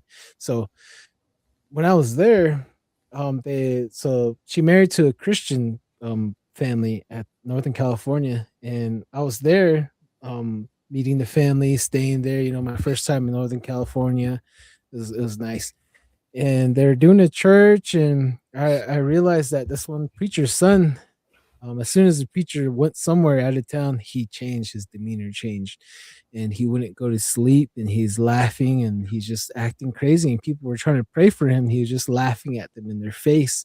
Something was going on with them, strange. Everyone kept pointing out, and I kept seeing it. And they're like something's going on. We gotta pray. He hasn't slept in 5 days, and I was like, something's really going on. And it took me 2 days. 2 days praying. I kept asking, I want to see what's going on. I want to see what's around this guy. I want to see, please help me out. I'm asking this favor. And finally, like when I seen him laughing on the couch, I was like, I'm gonna see what's going on with this cat tonight. I laid down, just like when I laid down, like I got up on the bed, and I looked around, and I was in the room, but I didn't see no walls were gone, and I couldn't see nobody. I didn't see my aunt. I didn't see her husband. I didn't see his family. I didn't see nobody. Just that guy on the couch sitting facing the TV. And I got up, and I was like, I know I was in the astral realm. So I snuck to the doorway. There's no door, just the walkway, right? So I was there looking, watching him, and he was talking to himself. I'm like, he's talking to himself. And I heard another voice whispering to him. It's like, oh, something's there. I was kind of like, I started getting closer, but really slowly, staying by the door.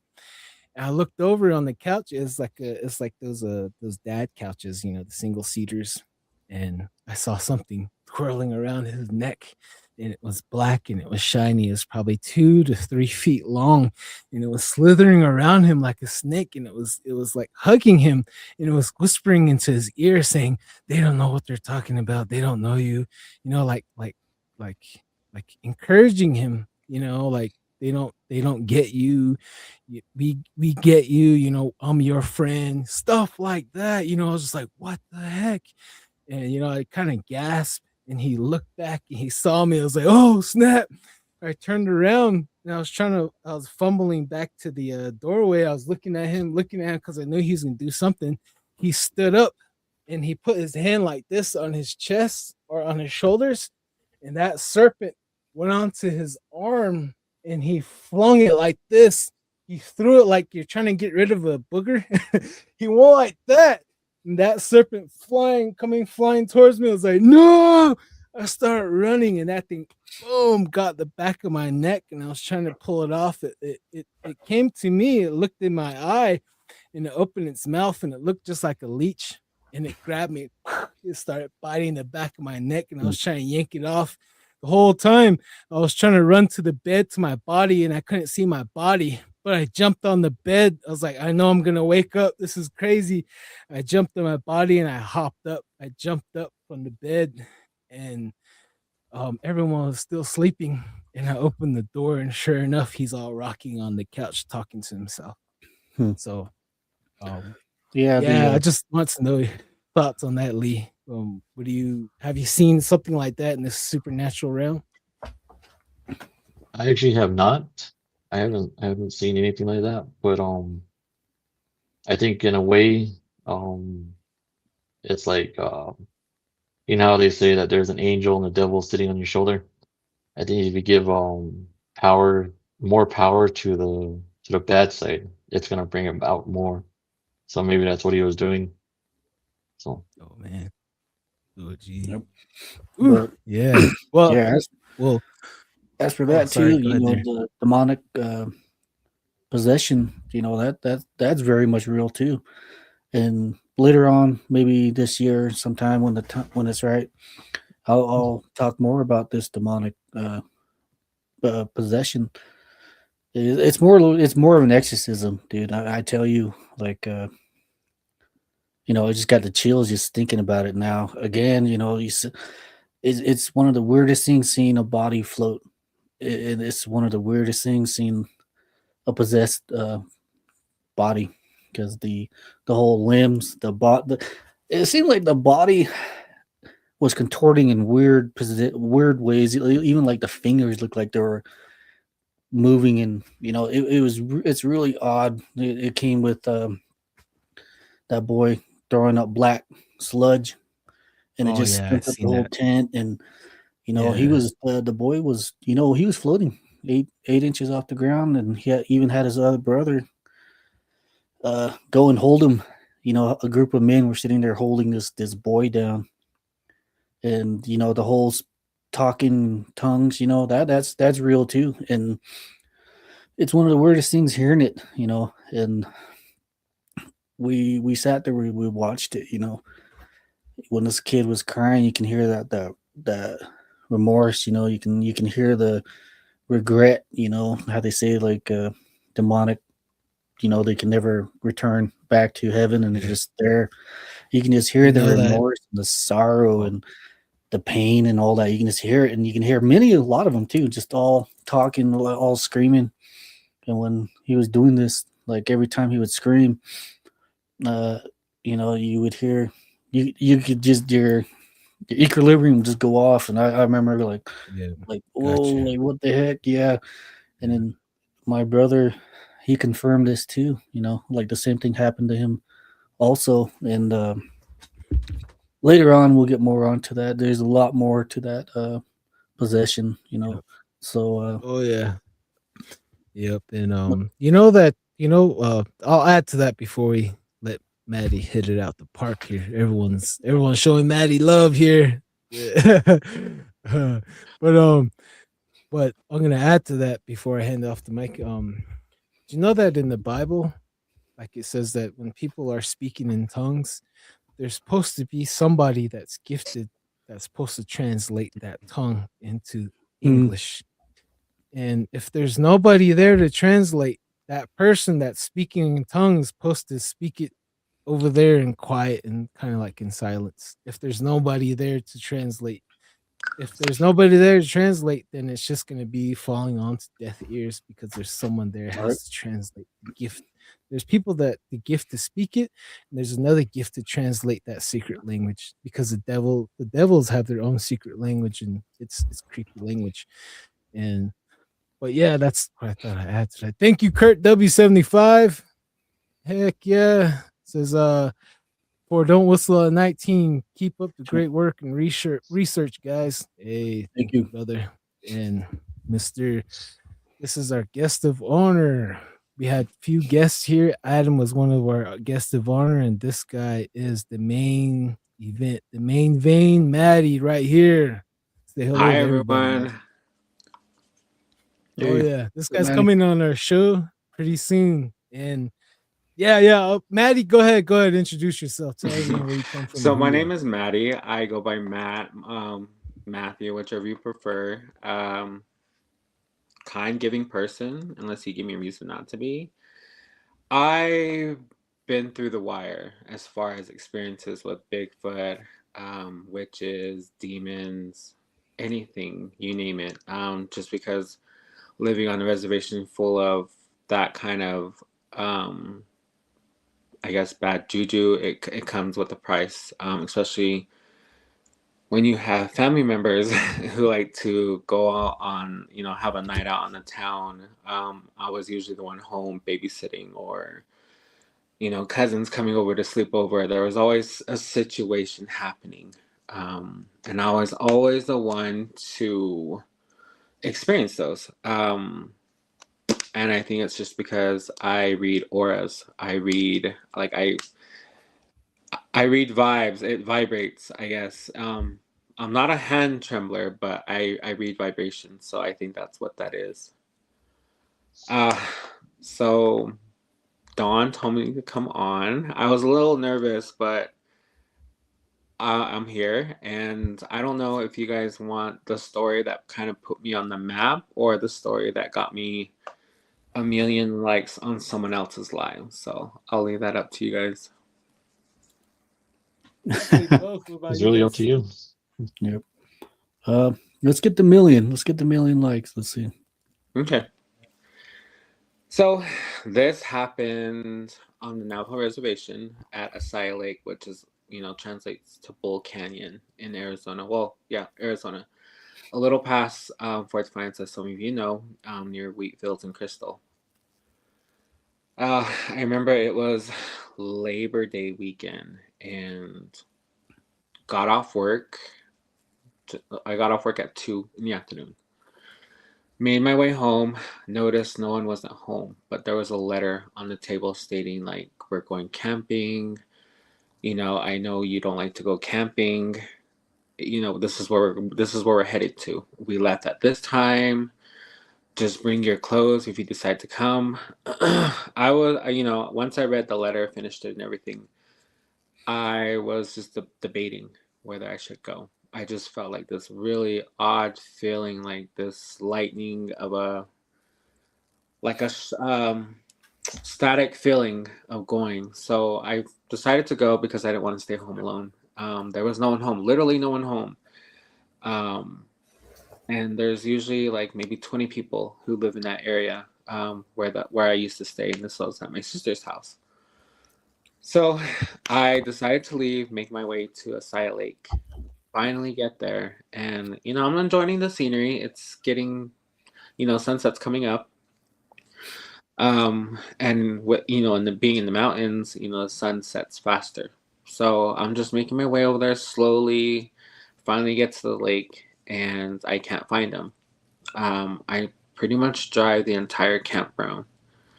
Finally, they're at the very end, and I get my stuff, and they tell me to go eat, and we're having it was like a family gathering, if you will. Had our hot dogs, hamburgers, everything, and there's this dog, Missy. Missy the dog. She's a German Shepherd.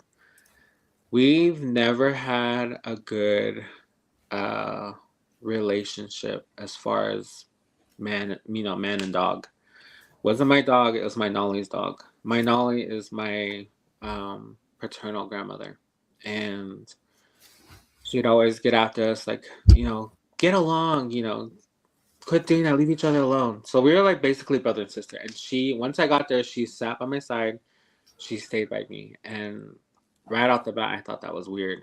And she kept looking into, because the campground at the very end, it's by a bunch of trees, and it leads up to a huge plateau that you can walk up. And she sat by me. Everywhere I went, whether I go put my stuff in the trash or get more, second plate of food or to the restroom, she was following me.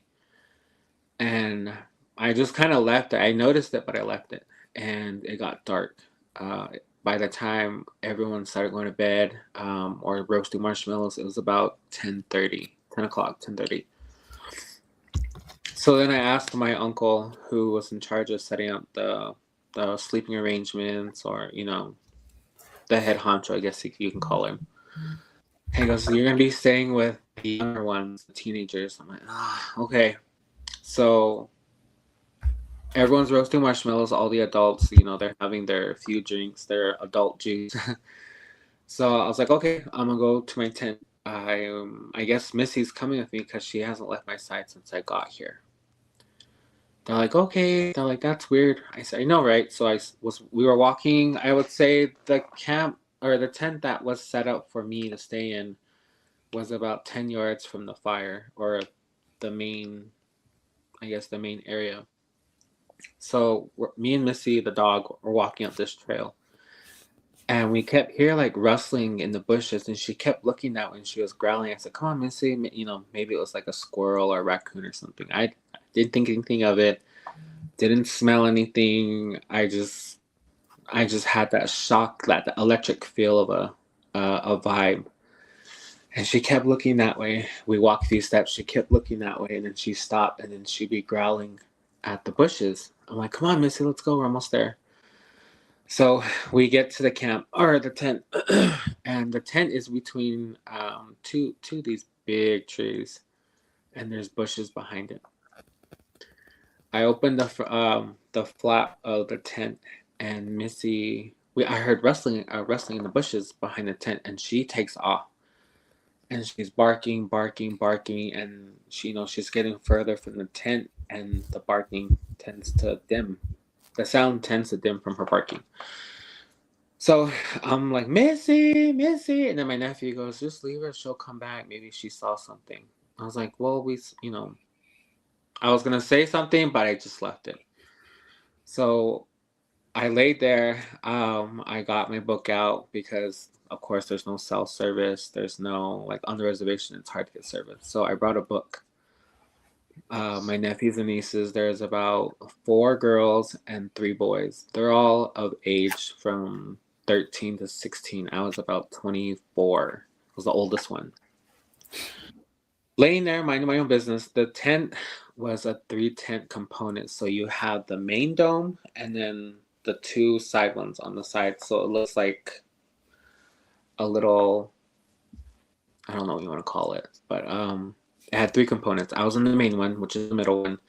The boys were on the I guess my right, and then the girls were on my left. So I was in the middle with the little one. His name was Christopher, and he was 5. He just happened to pop in, and I freaked out because he walked up to the tent by himself. And he goes, "Can I sleep with you?" I said, "Yeah, I'll be right here." So he had his, I want to say it was a PSP or a Switch that he had, but he was playing it. I had earplugs because they were pretty loud, and I just told him, "If you guys have trash, make sure you put it away and put it in a bag because I don't want to be, woken up by a wild animal." And I, finished my chapter of my book. I went to go lay down, and then a few minutes later, all the lights in the tent from their screens, whatever they had, it got dark. And I thought, well, that's weird. They usually don't go to bed early. So I took off my earplugs. And then Christopher was real, like he was literally by me, like snug towards me. I said, "What's wrong?" He goes, "There's someone outside the tent." I was like, "Where?" He goes, "Right there, Grandpa." And then we see the shadow in the front of the tent because the moon is so high up in the sky. It's a clear, starry night, and the only light out there is the moon. And on the reservation, if it's a full moon and it's that bright, you don't need a flashlight basically. And I see this shadow, and I thought it was my nephew, my older nephew who likes to play jokes, and his name is Isaac. And I remember the zipper was moving up, slowly up, and I pulled it down. I said, Isaac, knock it off. I said, I have Christopher in here. Christopher, you know, you're going to scare Christopher. And my niece goes, Uncle. I go, what? I was already annoyed at this point. And she goes, Isaac didn't leave. I'm like, well, then who's outside? I said, you guys need to quit effing around. I'm tired of this. I want to go to bed. I had a long day at work. Christopher's right here. He's scared. You guys need to knock it off. And then my niece, Bethany, comes up to me. She whispers in my ear. She goes, there's someone outside.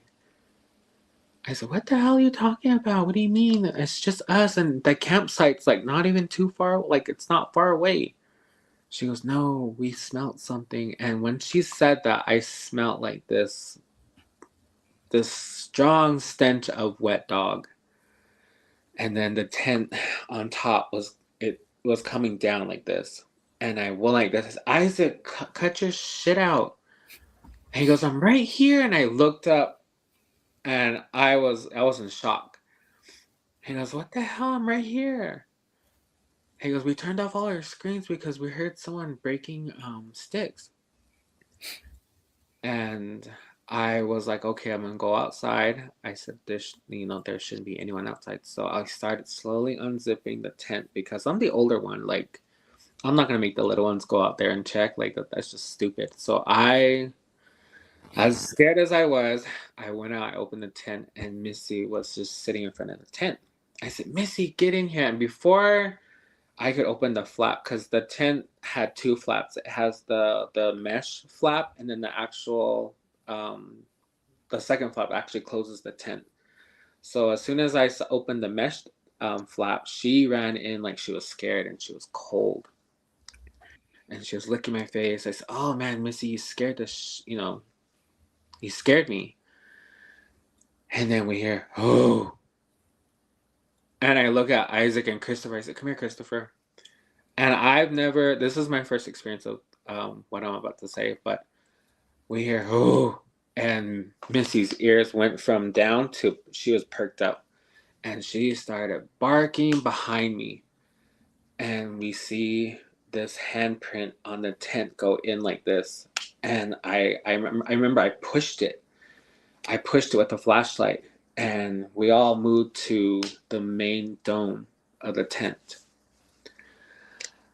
And what is that, Uncle? I said, just stay right here. We'll be fine. And you could just hear this thing hitting the tent, the girl's tent. It tried pushing it down, and then you hear the tent pop back up, and then you hear boom, boom. You like, it was heavy steps. Like it was vibrating the ground. That's how deep of the steps were.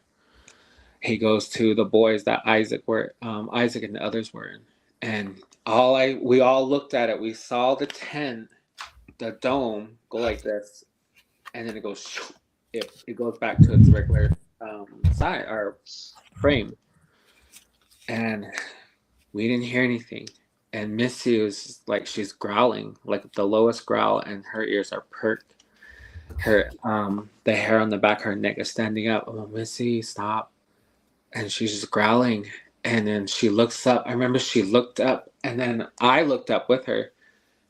And this thing is going down, and Isaac hits it. When he hit it, this middle dome had flaps for ventilation. So these flaps were hooked onto the top part of the tent. When he did that, the flap flew up, and I remember seeing this hairy silhouette of a man. I'm looking at like, I'm in shock. I'm in a standstill. I feel like I'm frozen. And you just see these big yellow eyes. The silhouette of this Bigfoot was brown, like a reddish brown, and the stench stunk so bad. It looked straight down at me, and it saw Christopher. I seen the yellow eyes move from me to Christopher like that. Oh. And I just remember grabbing him, and then Missy somehow got out. I'm getting chills. Missy got out of the tent and she took off.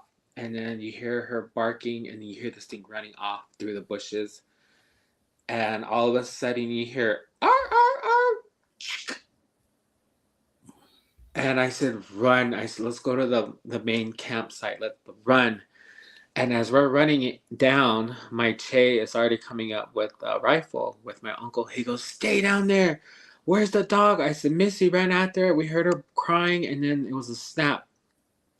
So they go up, and it was quiet for 10 minutes. My aunts and everything, they're like, we heard everything. As soon as we heard, we grabbed the rifle. And Christopher was just crying. Everyone was crying. I was just like, like I was still in shock, but I was more worried about the dog. And nothing happened for 5 minutes. And here you just hear gunshots go off. And then you hear my uncle, "Run, Grandpa, run!" So they run back to the tent. And then my grandpa, his chest started hurting. I said, "Grandpa," I said, "I need you to breathe." I said, "What happened?" And my aunt's a nurse, so she goes, "I think he's having a heart attack." She goes, "Where's his medication?" So we had to deal with that. And then my uncle goes, "It was Bigfoot. He was huge." And he goes, "We found Missy." And so they found Missy, and she was just torn to pieces. All right. Sorry to hear about that. Yeah. So they didn't want to tell my Nolly. So we walked up there the next morning, and we only found the leg.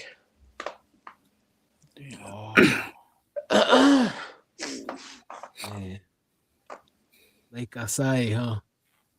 The area has a lot of stories, man. Sorry. Give me a Sorry sec. for your loss. Oh, no, you So good. my Nolly was like, "It's okay. It's not your fault. She did her job as a dog."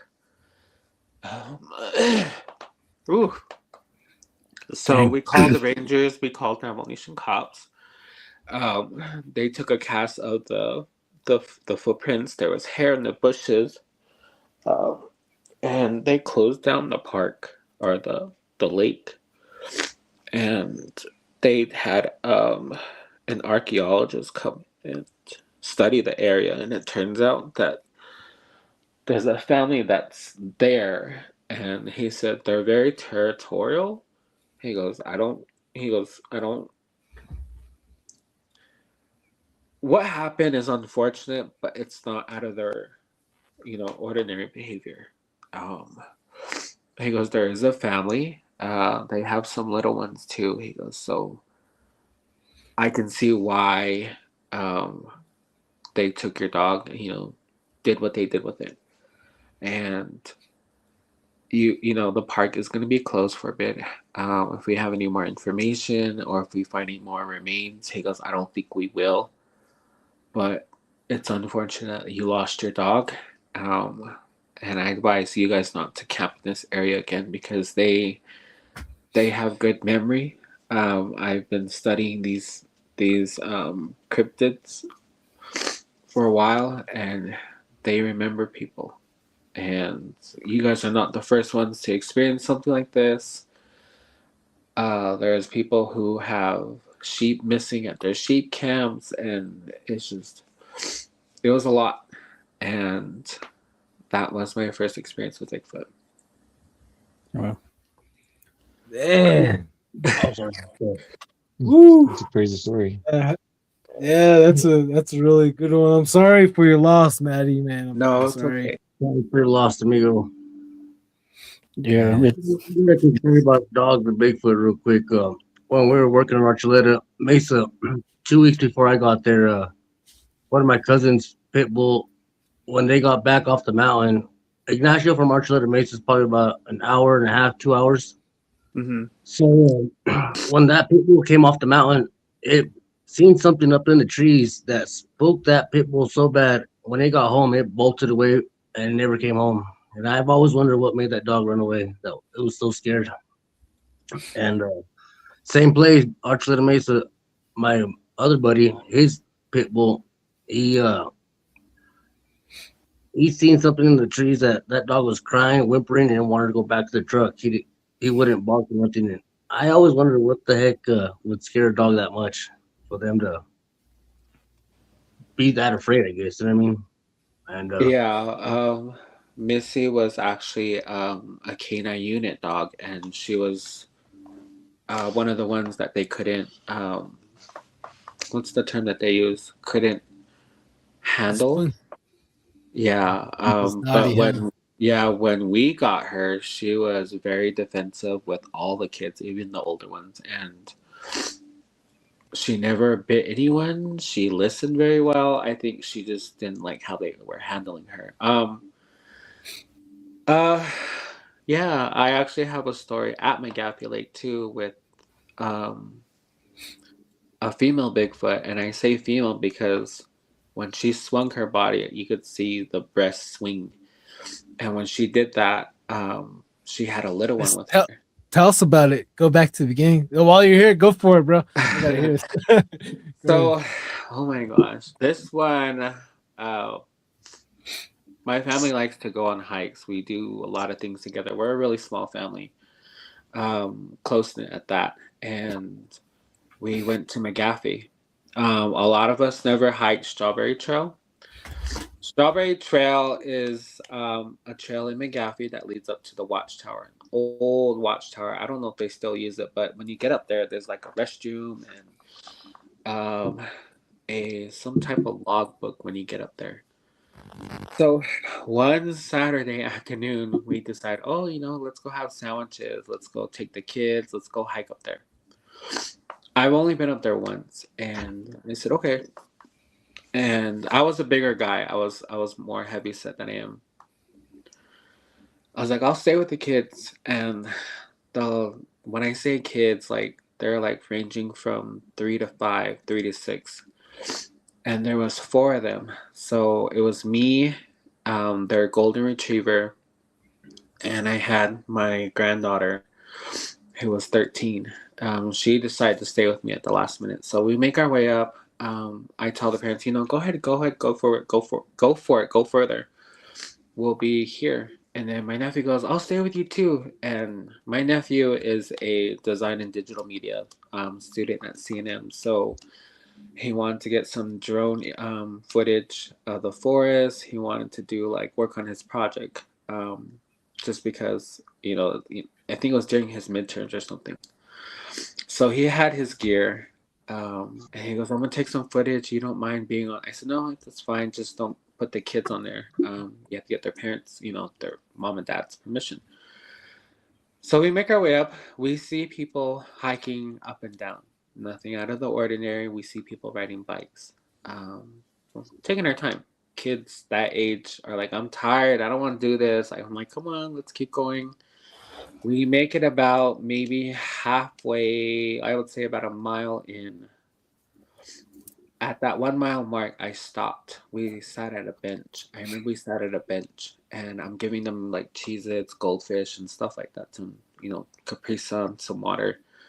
And my nephew goes, with the drone, I'm gonna do some footage. Are we gonna be here for a while? I said, yeah, we're gonna be here for a while.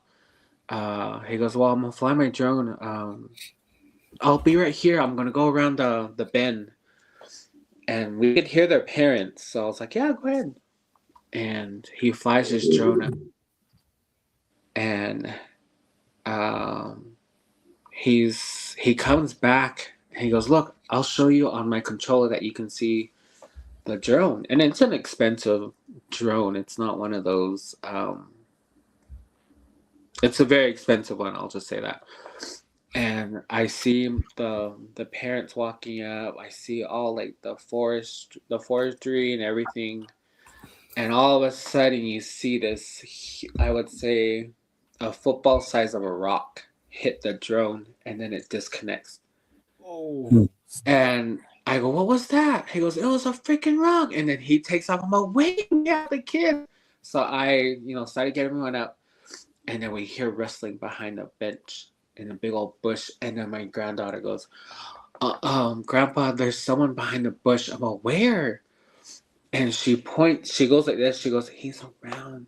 He's a big man. I said, when did you see him? He just showed up. I didn't know he was here. And then I smelled something funny, and then it hit me. But this scent was more of it didn't smell like wet dog. It was like sweeter almost, like a sweet Yeah.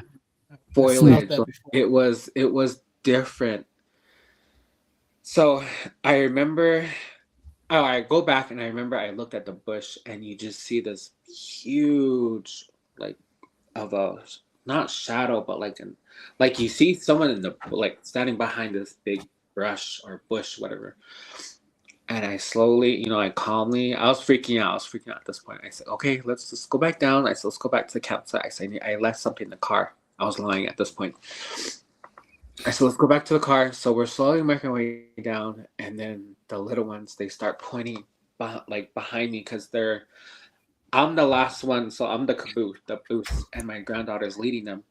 And they turn around now, look. I said, just keep going, baby. Let's go. Let's keep going. And I'm rushing them. We get to the part of the trail where it goes like this, where it zigzags down. And I hear something tumbling down, like something was falling. And I look up and there are these huge boulders coming down. And it doesn't hit us, it hits the trees in front of us. I'm guessing it's trying to provoke us. Dad, what was that? Look, they're amazed, but at this point, I'm like freaking out. And these boulders kept coming and coming and coming. I would say 4 of them had rolled down by that point, and we were halfway through the zigzag of a trail. So we get to the middle of the trail of that zigzag path, and I see these 2 bikers coming out. And they're pedaling fast and fast. I'm like, you guys need to get out of the way. And I was so happy to see them. They come up to us. They stop. They're like, we're going to help you down. And, there was a male and female. And he goes, we're going to help you down. I go, okay, they see what I see. Or they saw everything. So they're helping us down. They put the kids on the bike. And we're rushing down the trail. And then you hear this, and then it stops. And then you hear all this like rocks moving and everything. And then the trail that this goes through hills. So these hills are like this. It's not like something you can go up easily. And you hear rocks moving and you hear dirt, you see dust, dust clouds. And then we finally get to where we had our picnic. We get to the cars. I put all the kids in, and then as I'm putting everything back in the trunk, you see this huge person, Bigfoot, standing on the hill, and they're running down. They get to the road where it has tall grass and everything. And then the man that helped us down and goes, hey! And she turned this way, she looked, and her breast swung this way. And when she did that, she pushed something out towards the road, and you see this little man figure run up the brush there between brushes and everything. And it's running up the hill and it climbs the tree. And this female Bigfoot was just looking at us.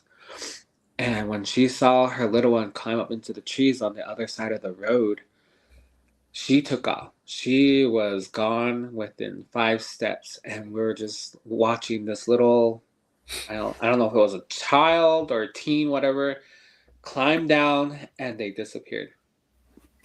And we waited. This trail takes about at least an hour to get to the watchtower and then come back down. So that's about a 2-hour wait.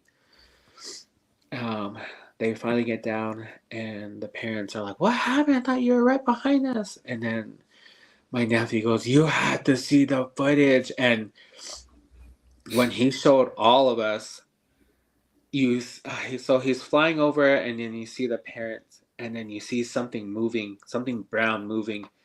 And then as soon as that brown figure moves out of the shot, you see this huge rock hit the drone that was in.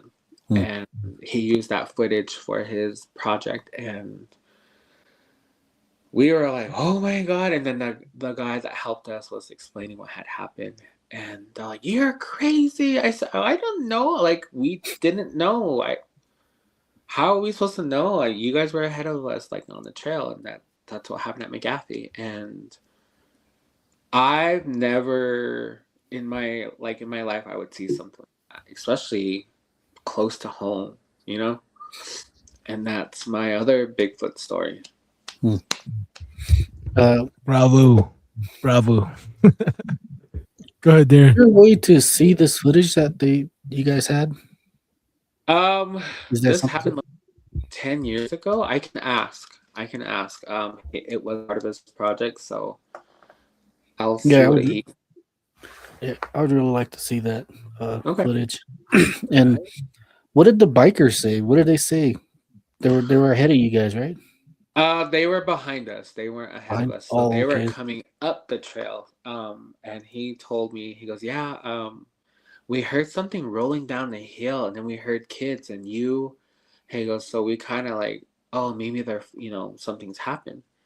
He goes, when you were coming down, I noticed you weren't looking at the boulders. And my wife goes, look, there's, she whispered something to me because she didn't want the kids to be aware because she saw how little they were.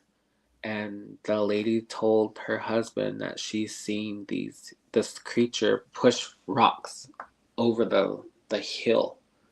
And this hill, so the hill's like this, and the zigzag trail goes up, and then it flans out, and then it goes around the bend. So the bush that we encountered this Bigfoot at, it climbed to the top, and then it saw us go down the zigzag trail, and it was trying to hit us with boulders or trying to provoke us. So when they saw that, that's when they rushed up to us, and that's when he goes, we're going to help you get down. And I was like, okay, that's, they know what's going on. And I seen them when did I see them? Thanksgiving. I just happened to go to Cracker Barrel, and they're all, hey. And I looked at them like, who are these people? They're like, you don't remember us? I said, no. Because this happened, like I said, this happened like 10 years ago. They're like, we were the ones that helped you at Strawberry Trail. And I looked at them, I said, no. They're like, yeah, it was us, the one on the bike. We helped you with those little ones. I was like, oh, hey. And, kind of had a little reunion. And they're like, that was crazy. We never gone back up there. They're like, one thing we're going to tell you is we lost our dog, and she was always the one to want to go up there. So we'd go on hikes, and we know all the trails. So when she had passed, we took her up there and, put her under a tree and said our goodbyes. And my wife forgot to bring her collar. So the next morning they brought the collar to that same exact spot that they leave their dog. The dog was gone. And from then they said they never went back to McGaffey. I said, I haven't gone back in a long time. And that's my second story. Man. Let me read some of these comments, and you guys, if you have any questions, you guys are more than welcome after I read the comments. And then we'll let Maddie finish off his third story, and it'll be New Year's by then, hopefully. Or yeah, we'll see when New Year strikes. But let's see here. Okay, looks like this one goes back up here. Z-Sun Dragon says hi, Maddie. Everyone's saying hello earlier back up here. Let's see here. That girl says when I started using my Raven totem, I'd wake up with sore arms like I've been flapping all night. Flying. Z-Sun Dragon says hi, Maddie. And then BCast33. I've had astro experience and it was scary. I would see my family going about their day and not notice me. I felt I would get lost. It's something that's hard to explain to somebody. Oh, definitely. Definitely. Yeah, it is. Yeah, something unexplainable. Mm-hmm. Crazy Coyote. dreaming is the only place where the deceased loved ones can talk to you. Yeah, I got messages to you. I've been talked to both my parents who are gone now in dreams. Oh man, condolences. R.I.P. To your parents, Crazy Coyote. Najoni Yaja, she says, "Hi, Maddie." Hi. That's so cheesy. Little Wolf C13 says, "Maddie, that girl, Yeah, hey Maddie." these are like people And from TikTok, so yeah, you got your fan base. Yeah, pretty much. says Maddie has the baddest stories. Oh, for sure. Mm. True to my tribe. What's up, Maddie? And then we go right here. It says, don't forget to like the podcast, guys. Please like, subscribe, and share. And then right here, see here. Ebolas, glad to catch up with you, gents. Always enlightening. Have a blessed new year. Oh, thank you, Pavlos. Back at you. Najoni Yeja, poor Missy. Condolences. And BCast 33. Wow, sorry about Missy. Bet Girl 84. Sorry about Missy. Crazy Coyote. Oh, Hickoria Reservation, Lake Heron, and the Bigfoots are there. The Bigfoots there are territorial. They have a lot of see Bufari markers alongside the road. Be careful there. Oh yeah, territory markers. Little Wolf C13. Thanks for sharing, Maddie. BCast 33. I had a dog of mine that had its rear leg tore off and never knew what could have done it. Sorry for your loss. Oh man, I'm sorry, BCast. Yep. Jeez. Emerson Nez says, wow. I know, right, Emerson? Love these stories. Little Wolf says, hopefully. Oh, typo. Carla Washington. I forgot. Oh, okay. All right. You guys got any questions for Maddie? Or Yeah. Do you think it's possible to send a drop pin on these areas? I like to, get on the like Google Yeah, Maps, I and can just look do around that. on Yeah, yeah, that's take a no look at problem. these areas. Um, Yeah. Dang, man, I'm sorry about your your dog. Yeah, It's sad, especially for all the pet lovers out there. I have Oh yeah. some dogs and dogs and cat. And yeah. I'd hate anything like that to happen to When them. yeah, thank you for your condolences. When I told that story on TikTok, there was someone who actually lived in that area, and she said that Oh. her sheep camp would get attacked, and they would hear stuff at night. And then there was another TikTok person who actually had stories where he was actually being chased by a what do you call it? Like a teen. Oh, juvenile. Bigfoot? Juvenile. They were actually being chased by him.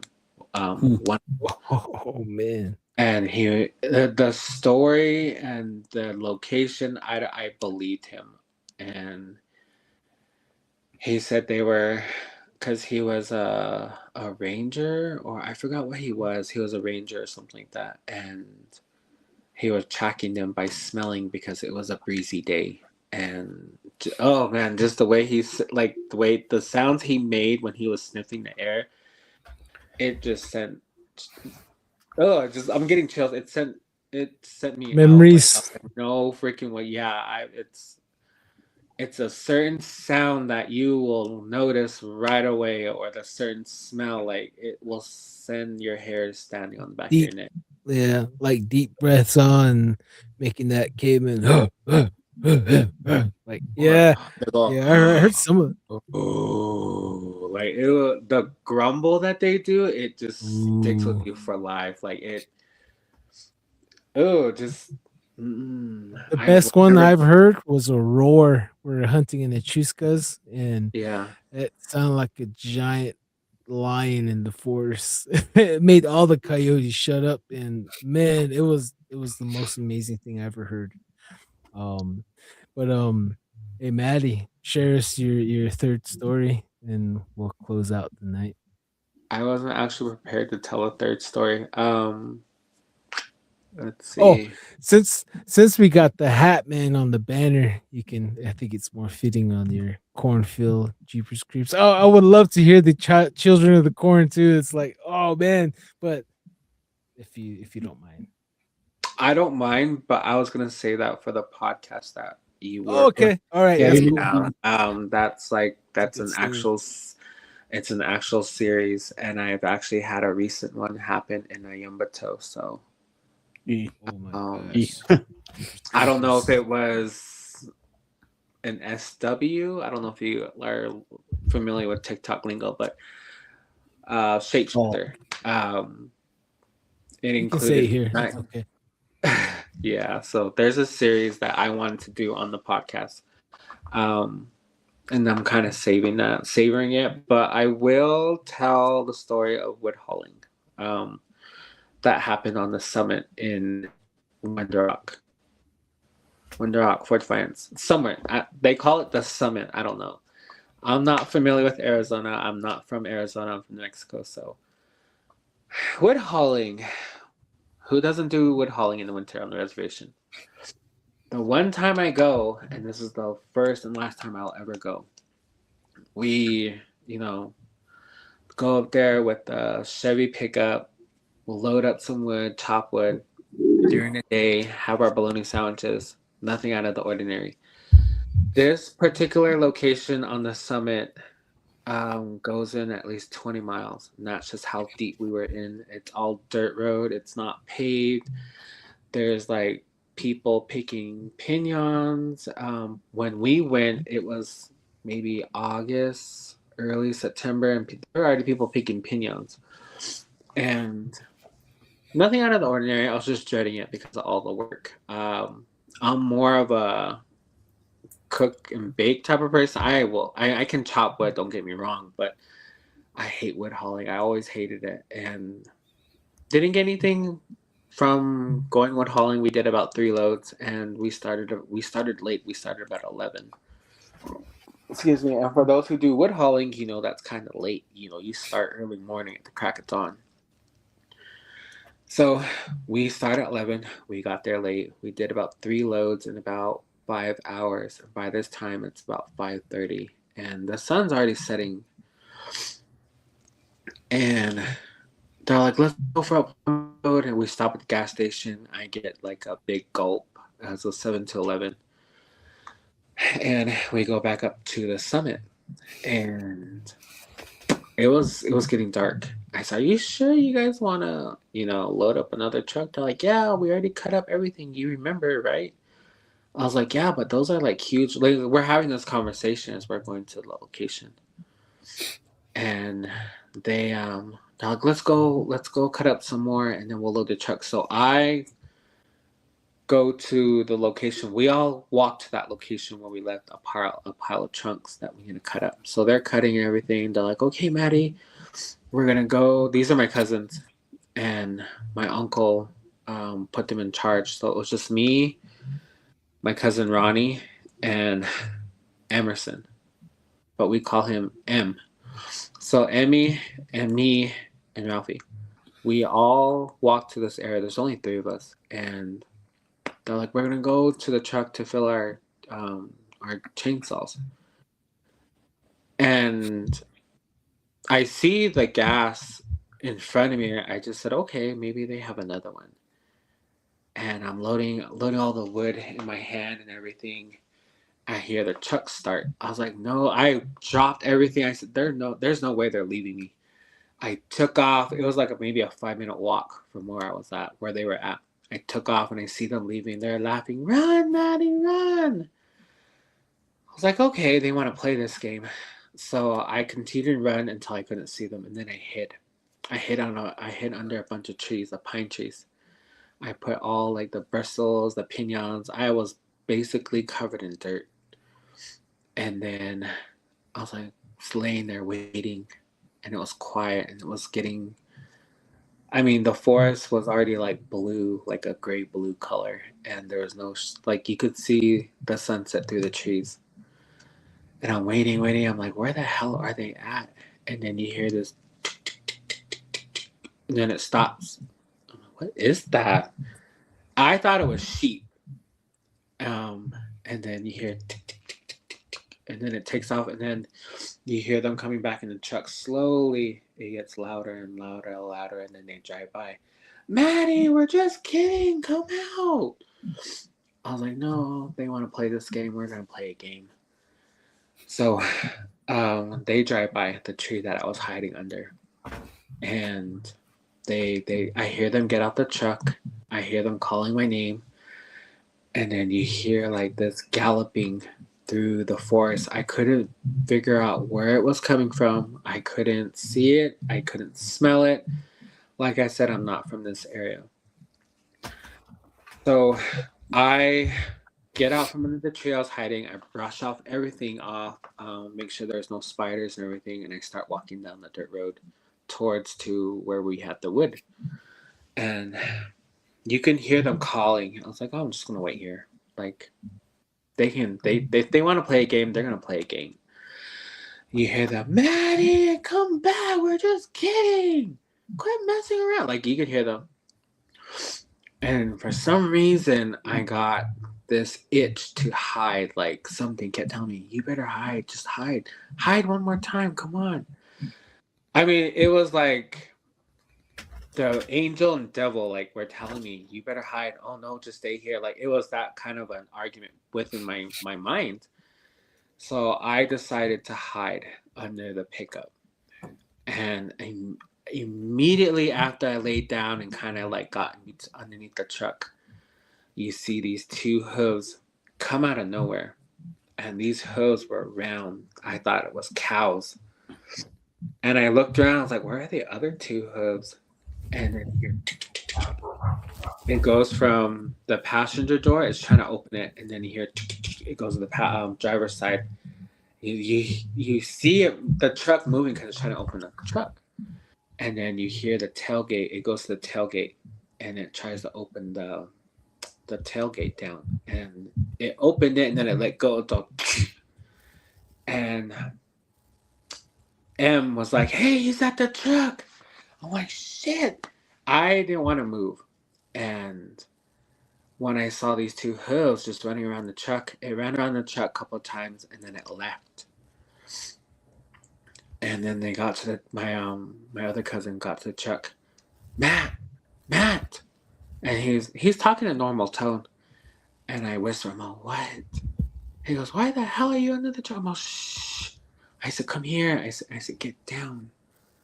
Right when I told him to get down, there was something behind me, and his eyes just went like deer in the headlights.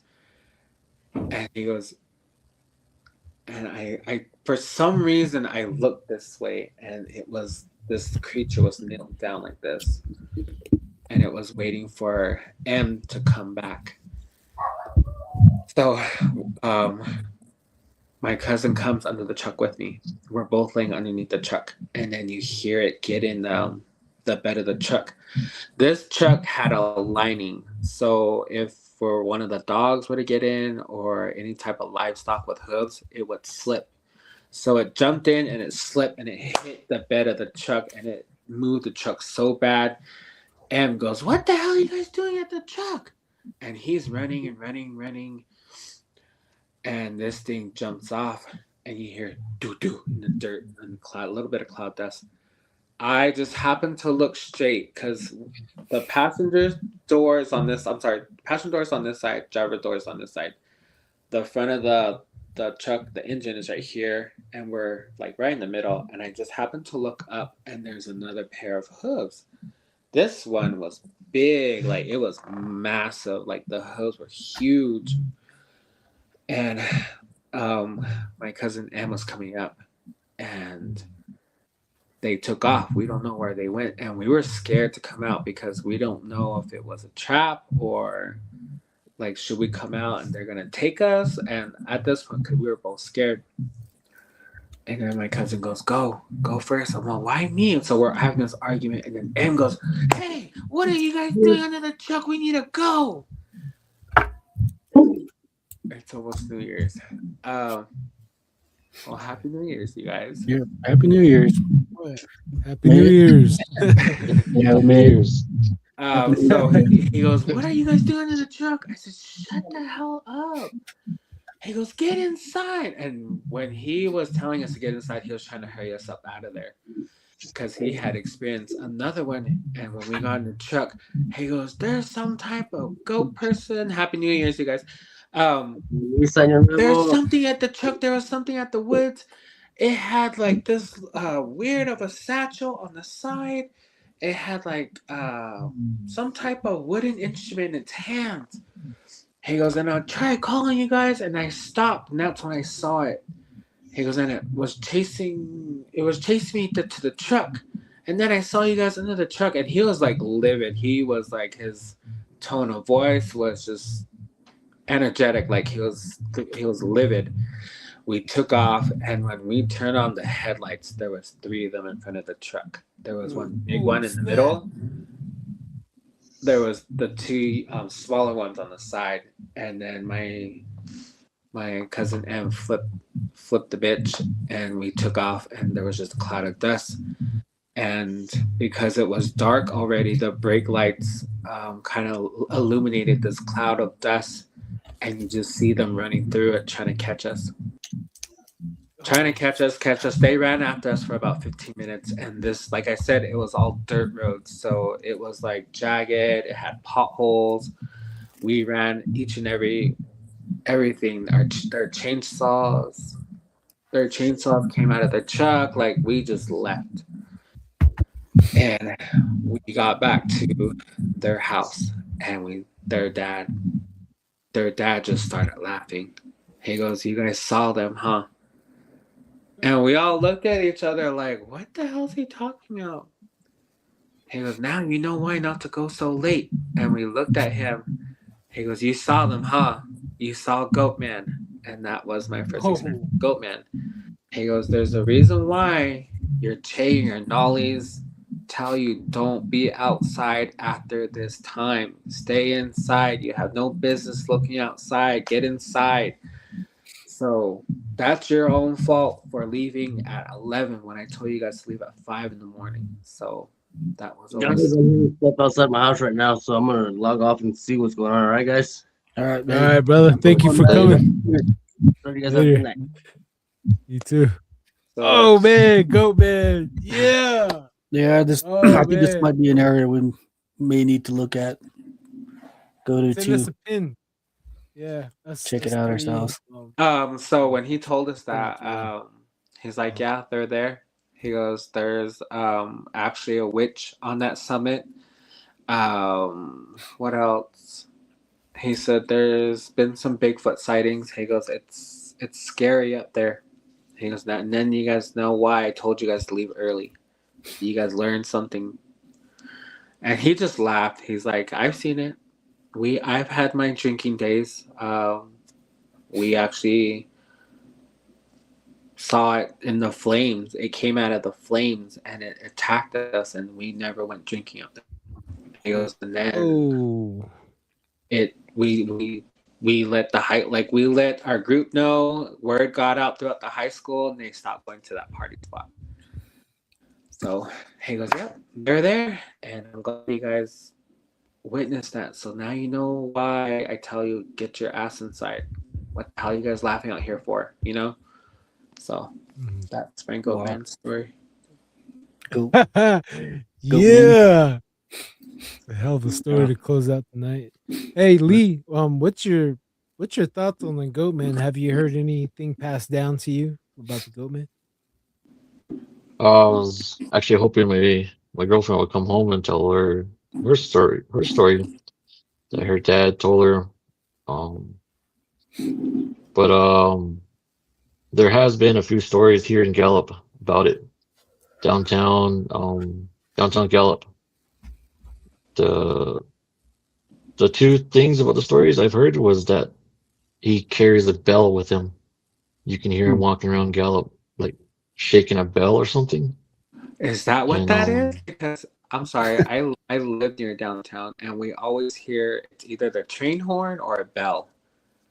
What? Yeah, Oh, I think that's what it is because my Yeah. brother-in-law, some of his friends live on the streets uh, on Second Street, and Ew, I they live. even seen it. Yeah, they even seen it on across the sports page. well, dang. Ooh. Gallup. We're going to Gallup, guys. Wow. So Yeah, I lived near the like not near the hospital, but like near Roosevelt Elementary area, and Oh, okay. we hear it's not the church bell. It's like those bells those cows wear, like the real Yeah, rustic yeah, yeah, yeah. He rectangular, oh, described it like tick, that. tick, tick, tick, tick, tick, tick, and then it stops, and then the dogs go crazy, and then the cat like all perched up, and then it goes tick, tick, tick, tick, tick, tick, and I'm like, what is that? And we just think, okay, maybe it's the homeless being crazy, or because they make themselves known just so let the neighborhood know, like, over here, but they never bothered us. And oh my god, that's creepy. yeah, Yeah, and it's kind of like what Darren was talking about in the group chat about how it's attracted to alcohol, you know. yeah. So Rod, That's Lodge Rod. Tales. Yeah, Lodge Tales, and Even it makes sense. even Avery said the same thing too on Hickory. Sorry, Darren. Mm. Yeah, Avery said the same thing. He believes it's alcohol. They're out drinking and it was bothering them. But yeah, go ahead, Darren. Sorry. Yeah, not to say too much about Gallup, but that's a good that's a good place for the that alcohol goat spirit to run around. But to hear two stories collide and then one confirm it, like what the heck what the heck's going on in Gallup now? It's crazy. Yes, that is crazy. I'm not gonna be outside after.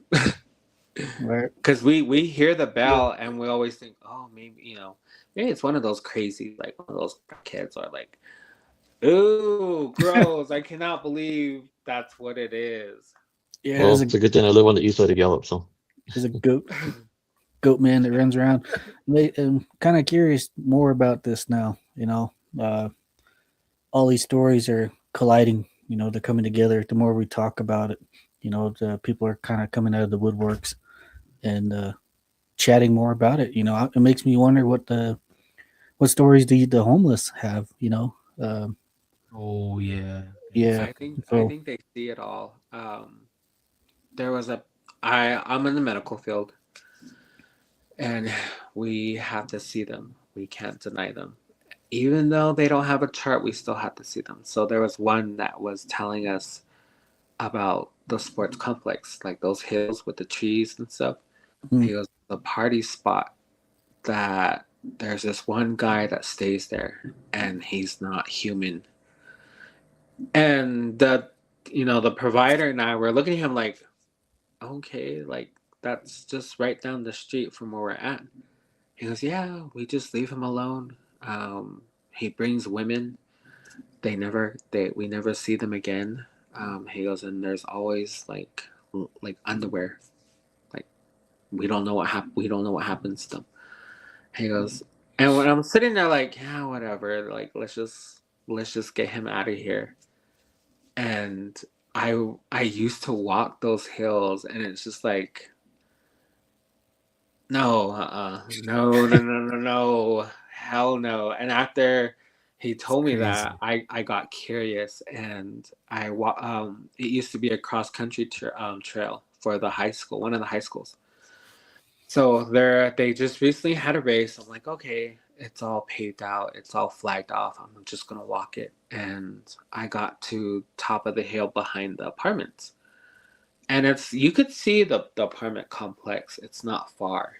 And sure enough, there was a tree. It looked like someone was staying there. And there was just literally a pile of underwear just there. I'm like, ew. That guy was telling the truth. And I didn't even walk down back the other way. I went toward the complex.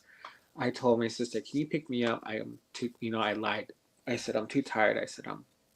I walked up from sports complex to the hospital. She picked me up. She goes, what the hell are you doing?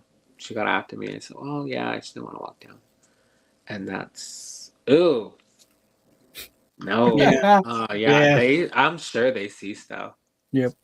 It's disturbing. You know, it's really disturbing. I was talking, uh, Jose, Jesus. He was talking about, you know, these cryptic creatures in cities, and it made me wonder, you know, like what actually goes on in major cities like these, even with even for the homeless. I mentioned one of uh, one of my friends, her late husband, talking about vampires when he used to uh, drink around Albuquerque. So, you know, it makes me wonder even now more to what the homeless actually see in these cities. You know, and it's right up. It's in the city, so it's like, how do these things even get there? You know, it's even this goat man in the Gallup. Ugh. There was It's actually, the yeah, perfect place for it. Yep. Go ahead. Oh no, go ahead. Go ahead, Maddie. There was actually a story, a vampire story that attacked one of the homeless, and it attacked a lady. And the other lady, they travel in pairs. She goes, "We always travel in pairs," and one of them got attacked. Hmm. And she said this guy bit her friend's. She's telling the cop this, bit her friend's neck, and just drained her body. Her body went from like of course, you know, the color of our skin. Mm. She goes, it Pale. went pale. It went pale, and she goes, I took off, and he tells me, you're next. And she said this happened downtown in Farmington in an abandoned area where they, yeah. And the cop was like, no, you know, you're on drugs. Like, that's not true. Like, he didn't take her so. And she had blood. She had blood on her shirt.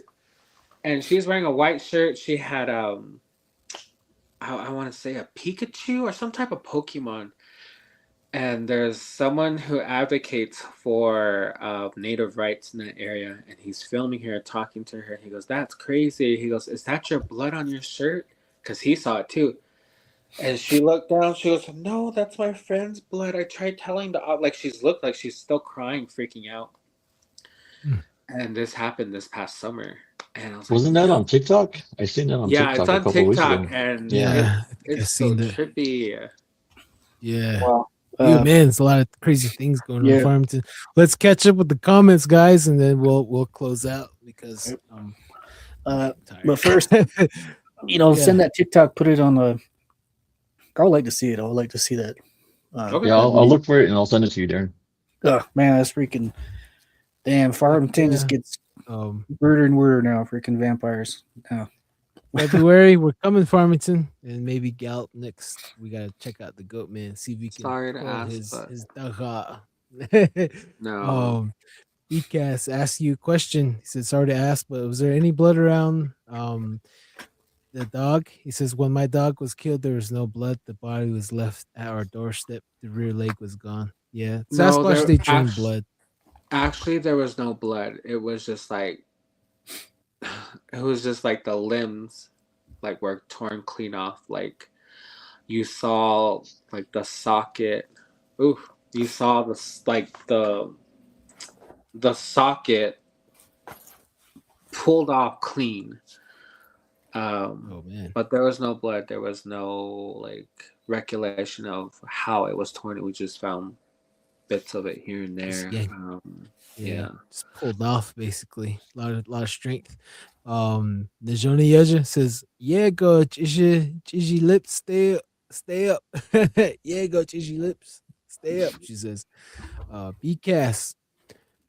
When you made the grumble, I know you weren't lying. Bless you, Maddie. Yeah, it's something I will never forget. It's very distinctive. It lives with you. Just getting chills just talking about it, but I will never Lucky.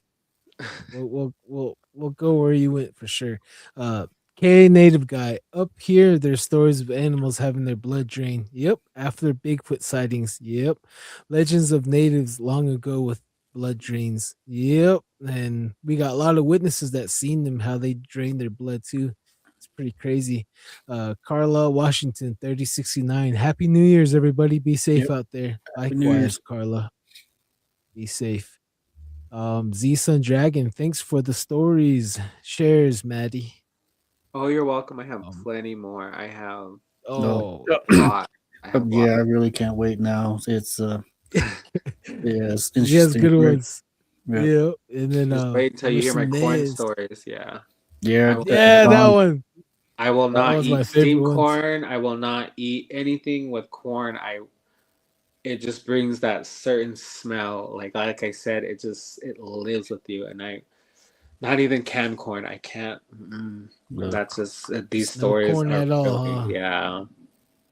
Hey, I Wow. don't blame you. I heard a few of them cornfield stories, and that's why I reached out to you. Like, dude, where's this field at? I'm gonna get my sleeping bag. I'll be in the field. I was like, wow. But Emerson I is. did. I did. Go ahead. I did ask my Che. He goes, "No, I'd rather not. Whatever's here, I don't want them to be followed. I don't want them to be bothered." He goes, "It's just a generational thing that I want to keep. I don't want to get anyone else involved. You should understand. I just want to be respectful. I don't want them here." I said, "Okay, Grandpa. Just thought I asked." So he shut it down right away because I know you wanted to go check it out, or you and Darren. Yeah. But if you want to go wander around south of Gallup, that's where the location of some of these corn stories. Okay. Ooh. Okay, Darren. All right. You hear that, Lee? We'll our just resident viewer. walk around Gallup, I guess. I'm freaking it is Skip. getting wild out there. Yeah. We'll carry a lot of panties with us to bait the goat, man. Say, hey, you want to smell bait these 'em in. panties? No, Darren and I tried on one of these ones. Take a pick. Which one's whose underwear sauce? No, just kidding. Oh, Emerson Nez. Happy New Year's, everyone. I saw some Yep. crazy story. I have some crazy stories, some crazy scary stories too. No one believes me, so I stopped talking about it. Emerson, reach out to us, brother. We are here to listen, man.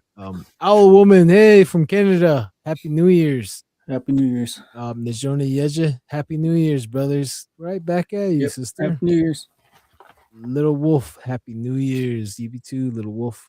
True to my tribe. Happy New Year's, y'all. Thank you. True to my tribe. Little Wolf. Wow, so cool ringing in the new year with y'all. Thank you. Yep. Thank you. And she says, yay, Maddie. Crazy Coyote. Hope y'all have money in your pockets for the New Year's. Happy New Year, everyone. Nope. Start the new year fresh with a clean, fresh plate and empty wallets. That's how you start the New Year's. Guys. Fresh, Yeah, clean right. slate. Yeah. You're already ready for 2026. Oh, dang. Oh, yeah. Oh, Crazy Coyote. Hope y'all. Oh, okay, we already that one. Here, Benali Row. Happy New Year, Darren. From 9 Happy New to Year. 8. Z Sun Dragon. Great show. Happy New Year, y'all. Thank you, Z Sun Dragon. Let's see, 5750. Loving the story. Indian stories, brothers.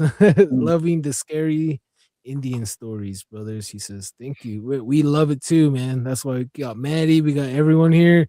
So we can go all night, but we're only human. Owl Woman. I used to be an outreach worker. I wanted to ask some of them, but didn't know how to approach the subject. Ooh, how would you ask them, Maddie? As far as like what they seen, or like say, hey, have you seen anything crazy out there or anything like that? How would you interact with them? if I wanted to survey people in this area, it's a really cultural sensitive thing. There are some indigenous tribes who don't want to bring certain things to life. As I was taught, because I am Navajo, I was taught, don't you need to, like, you don't talk about that. You don't give it life. You don't give it attention. But for me, I think it brings awareness because I feel like I'm not the only one with these experiences. It may not be the same experience. Of course, it's not going to be the same experience, but I feel like people need to be aware of these certain areas. I mean, I know a lot of people who go hiking, and after I told that story, they're like, I bring bear spray, I bring a knife, I bring protection. Before they didn't. After I told them that story, I said, yeah, you need to take something. So to me, it's an educational tool. Yeah, I was told not to give it any attention and just like leave it alone. Leave it alone. Don't give it that. And Think about it. it's great that you guys have this platform. It's good that people are learning that, these creatures are not just in one place, they're all over. I think it was someone had said that in our old ways of ceremonies and singings, Bigfoot was a part of it. I think it was you that said that, don't whistle. Yep. I actually asked my Che about that. He goes, yeah. They were part of our I forgot what ceremony he said.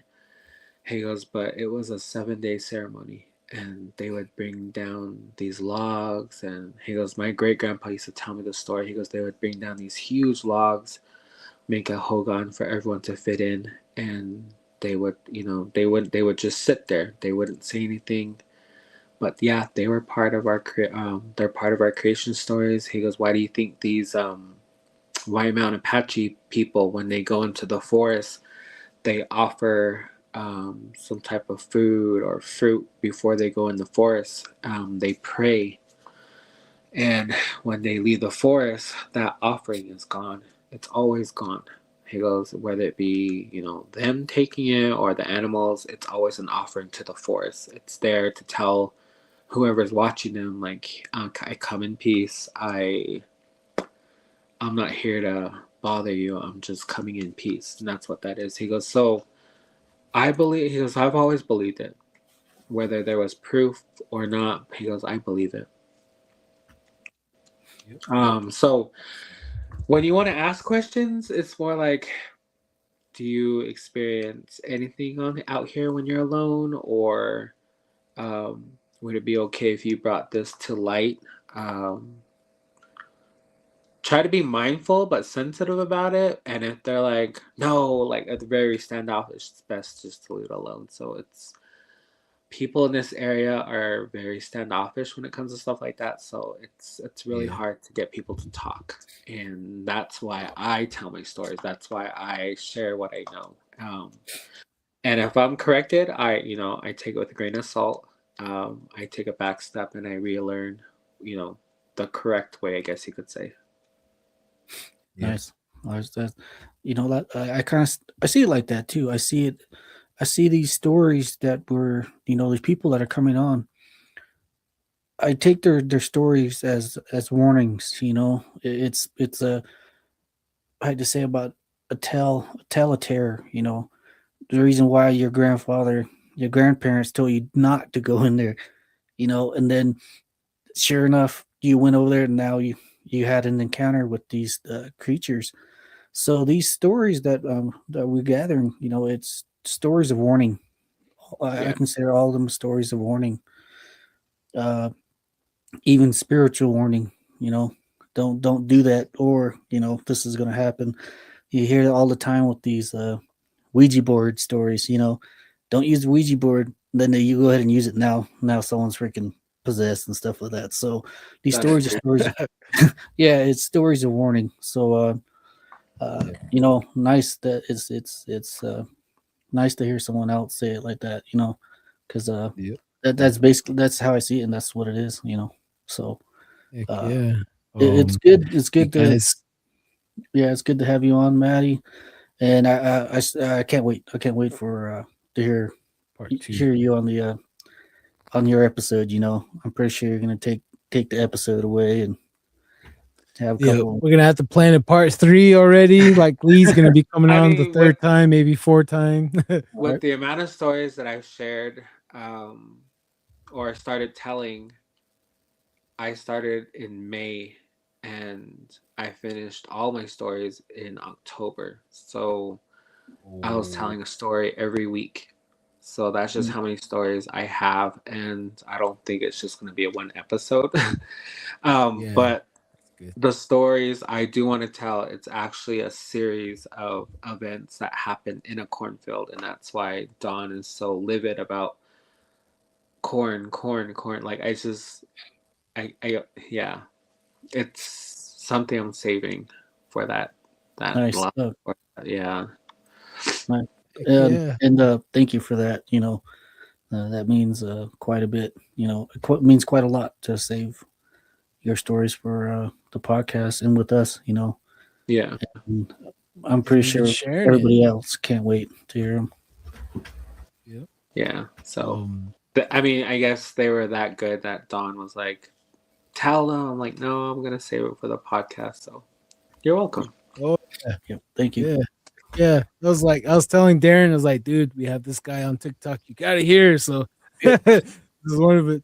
Let's read some of these comments, and we'll go. Everyone can say their final thoughts, and then we'll close out and go to sleep.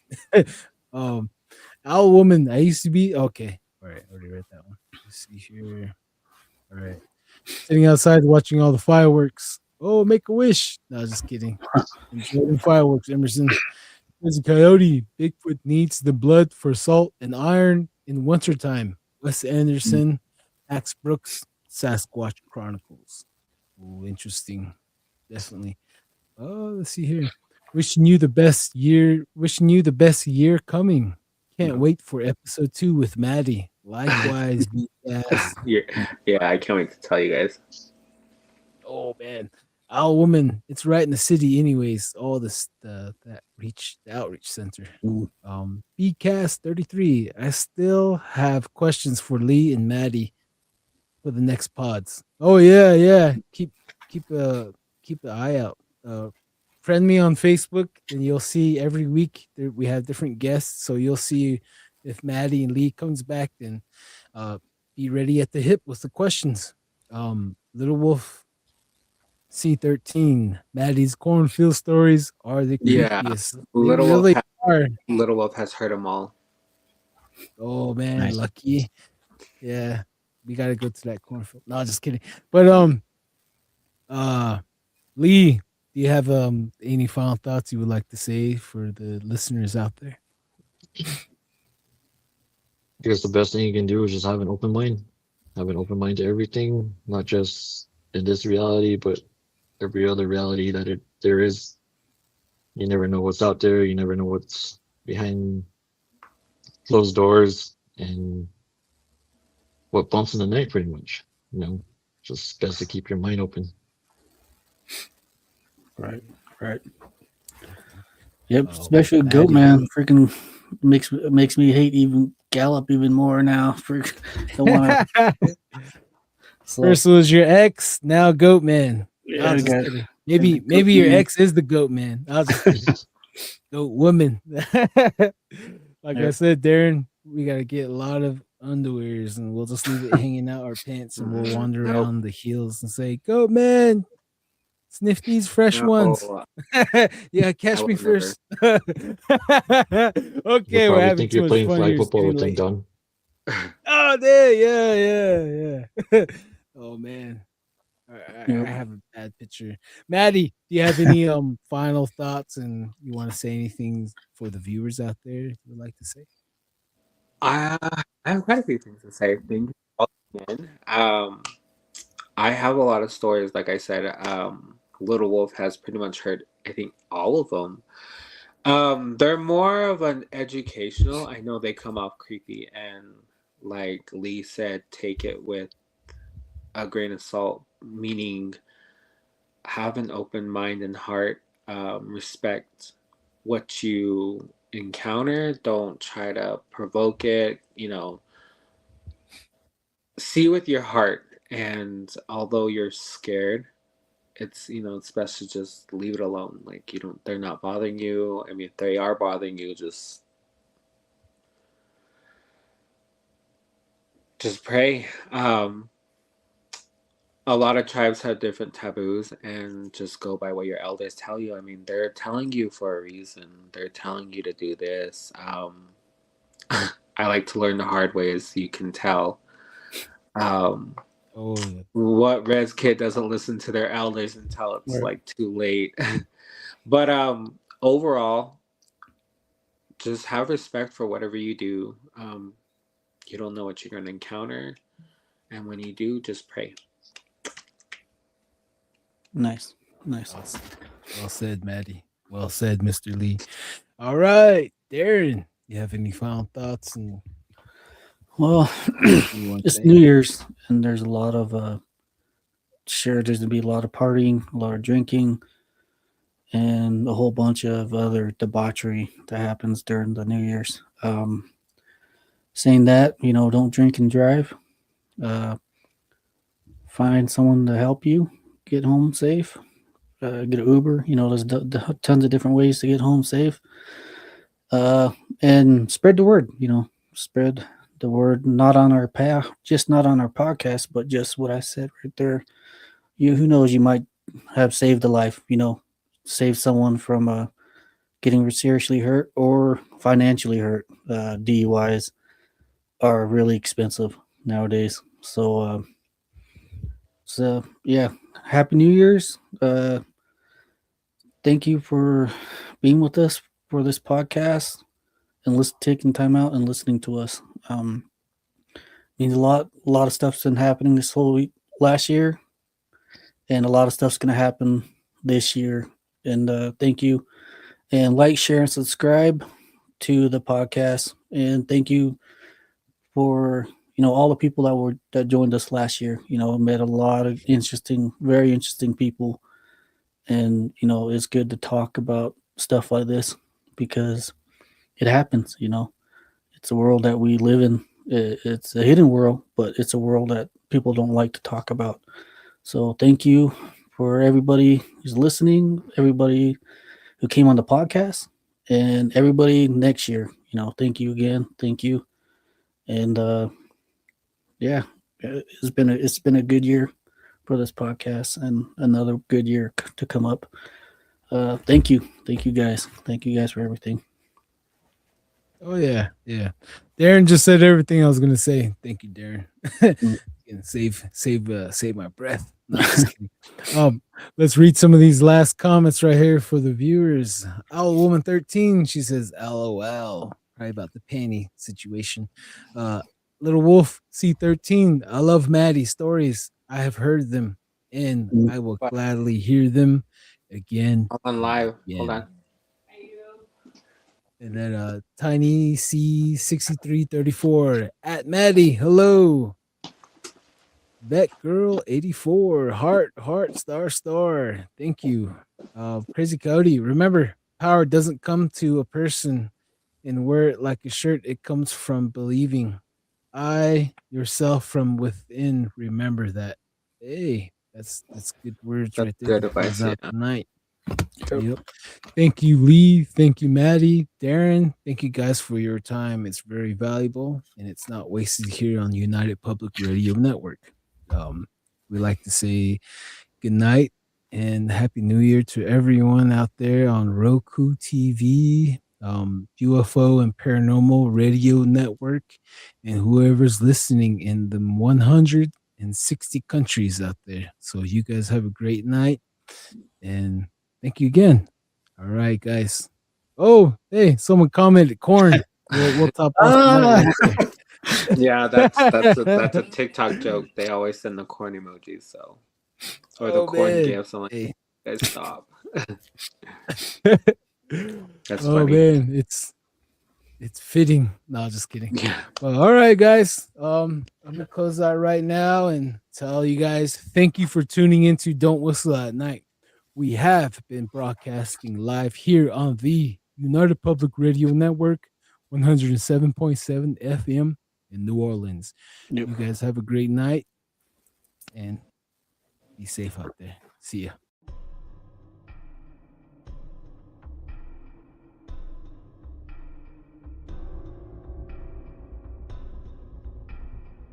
Welcome to Don't Whistle at Night podcast, where Navajo legends echo in the shadows. Darren and Dawn will guide you through the sacred fire of Native storytelling, where the old stories breathe, the unknown walks among us, and voices, long hidden, rise to be heard. And remember, don't whistle at night.